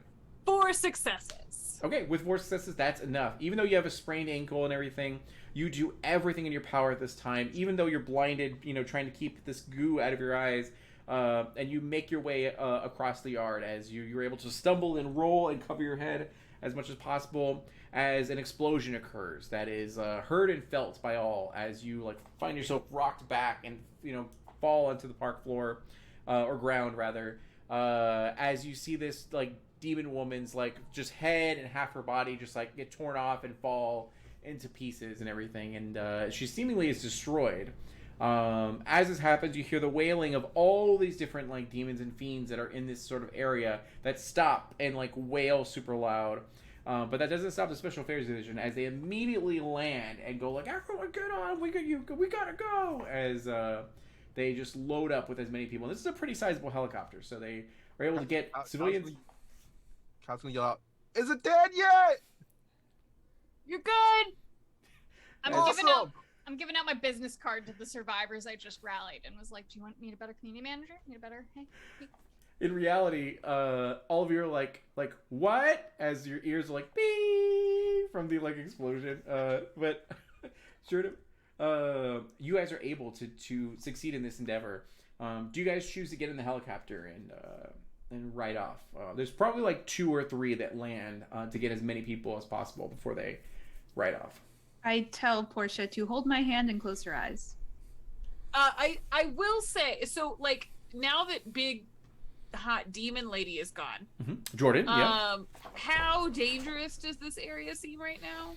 It's pretty dangerous. Yeah, it's getting worse. If you watch the hit anime from Netflix, Devilman Crybaby, it's kind of like the beginning of the area. Great. So what I'm gonna do is I will go with Pat, but I'm gonna find like 2 hats from probably corpses, dead, or honestly. Mhm. On the way there, like big ones that'll cover our faces, and I'll just kind of like plop one on Pat's head and put one on mine and just keep my head down and sort of like I'll tuck my hair up and we'll sort of mess each other up a little bit. You're pretty messed up, so I look like I just crawled out of a mud pit, honestly. Yes. Like it's Yeah. not You're no not one's gonna gonna get recognize me. You don't need Um, to check, but you do wipe up the ichor, so you have no fear of becoming a demon or devil. Yeah. But yes. Yeah, I got Perfect. no reason not to go into the helicopter. Same. You're like already like strapped in and like ready to go, and then perfect. And then Pat and Portia, you guys get in as well as the four of you face each other. As seemingly an hour and a half ago or so, you guys or I guess 3 hours ago, you guys didn't like know each other that really well, except for Pat and Portia. And now you've just survived like hell and back as you guys all lift off from these helicopters and ride off essentially into dusk as you see fire and you see flames and explosions and everything, as you see various Hummers ride as far and fast as they can away from this area as jet fighters like fly in from the distance. And is there anything you guys would like to say to one another in this time? I just want to say it's essentially kind of like the final chopper scene from the last scene of Resident Evil 1, right? Exactly. I love that game. That's why. Yeah. I'll just kind of look at Pat and then just we should move. You think? Yeah. We need to get new tech too. Not all my C4. It's all gone. And I'll text Moira, have her Do you meet know us how if he many stays people up. we're gonna have to rob to replace that shit? Better get started soon. And I like nod to a wallet that's barely hanging out of the pocket of one of the bystanders, obviously not caring too much about that at the moment. Oh yeah. You see a very sizable man that's like, God, I have so much money. Thankfully, I saved it all. As We will Is that a very fat 100,000% pickpockets on this fucking. We need somewhere to start. Yeah. and at this time, it's when you feel a wave of explosions happen from like the C4 seemingly getting hit from like some sort of explosion somewhere, as like all the helicopters kind of rock a little bit and then stabilize. As you see a single tear comes to Portia's eye as you look at your glorious C4 arsenal's gone. And then Goodbye, Vera. yeah, there you go. And then Sierra and Cal, what would you like? Is there anything you'd like to say or do while you're in this helicopter ride?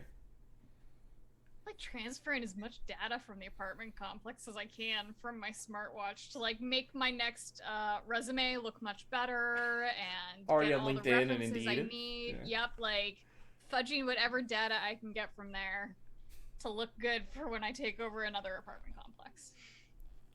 Cal, can I say that Cal kind of overhears Portia and Pat's talk about stealing stuff a little bit? Yeah, we'll say that happens only because their hearing is probably like deafened a little bit from that temporarily. We're probably yelling. So you're probably like, we need to rob people, as like, as everyone in here is kind of like deafened a little, but you weren't because you were at the Whataburger. Yeah. Yeah. Cal's gonna go just look at everybody. Go. You guys don't really need to steal. Like, as long as you got some solid financial planning. I mean, honestly, if you need help, I mean, top of my class in Harvard Business School, dude.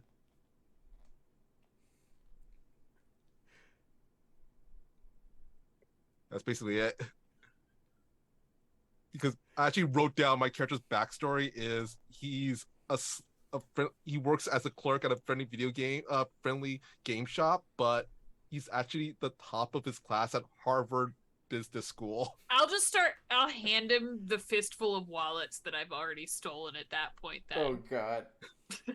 As you see, like the special affairs division is like, did you just see my wallet? As like, so with that, you guys were able to succeed in this like Sunday night tale of horror, as you were seemingly just attending a normal apartment complex like town hall meeting, and now you've been thrown into like hell and back as you're unsure of what happened here, but you were able to survive it all, and now hanging out with some pretty cool military people that hopefully take you to a cool area and don't Now we're gone. Yeah. What? We're No, gone. I don't say that. I mean, is this When you become- said sad, I was like, fuck you, D'Angelo. Fuck you twice. That's so rude. I mean, honestly, I can see if this becomes a chronicle. We got the person that owns the safe house. We have, Owned go on a owned the mission. safe Yes, house. It's not.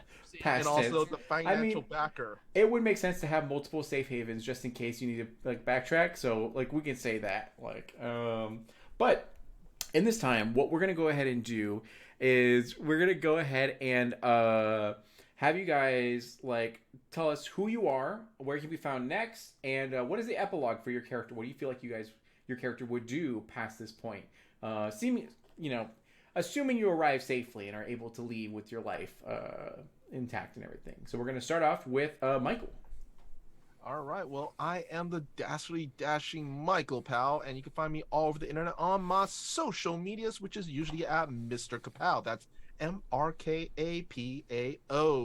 Or my Facebook page, which is facebook.com/Michael Pal Does Stuff, because I do a lot of stuff like my YouTube channel, Fantastic Tales of Adventure. And my upcoming schedule is Thursdays, I do Toyzilla Live on Toyzilla Network, and I play Vampires, Houston by Night on the Johananon channel for October. And also, I'm going to be doing an event called Play Cancer Away. We're going to be playing Scion on the 18th. And then, All Monks One Shot on October 16th at 2:30 p.m. So, yeah. And I'm thinking the epilogue would be, if Portia and Pat's cool with it, Cal becomes their financial backer. We got to check with Moira first, but... Yeah. What are your references in the full interview? There's a process, but you start it. Harvard Business Law, top of class, As you still have your flamethrower in your... and a flamethrower. So, perfect. And then going over to Arcady.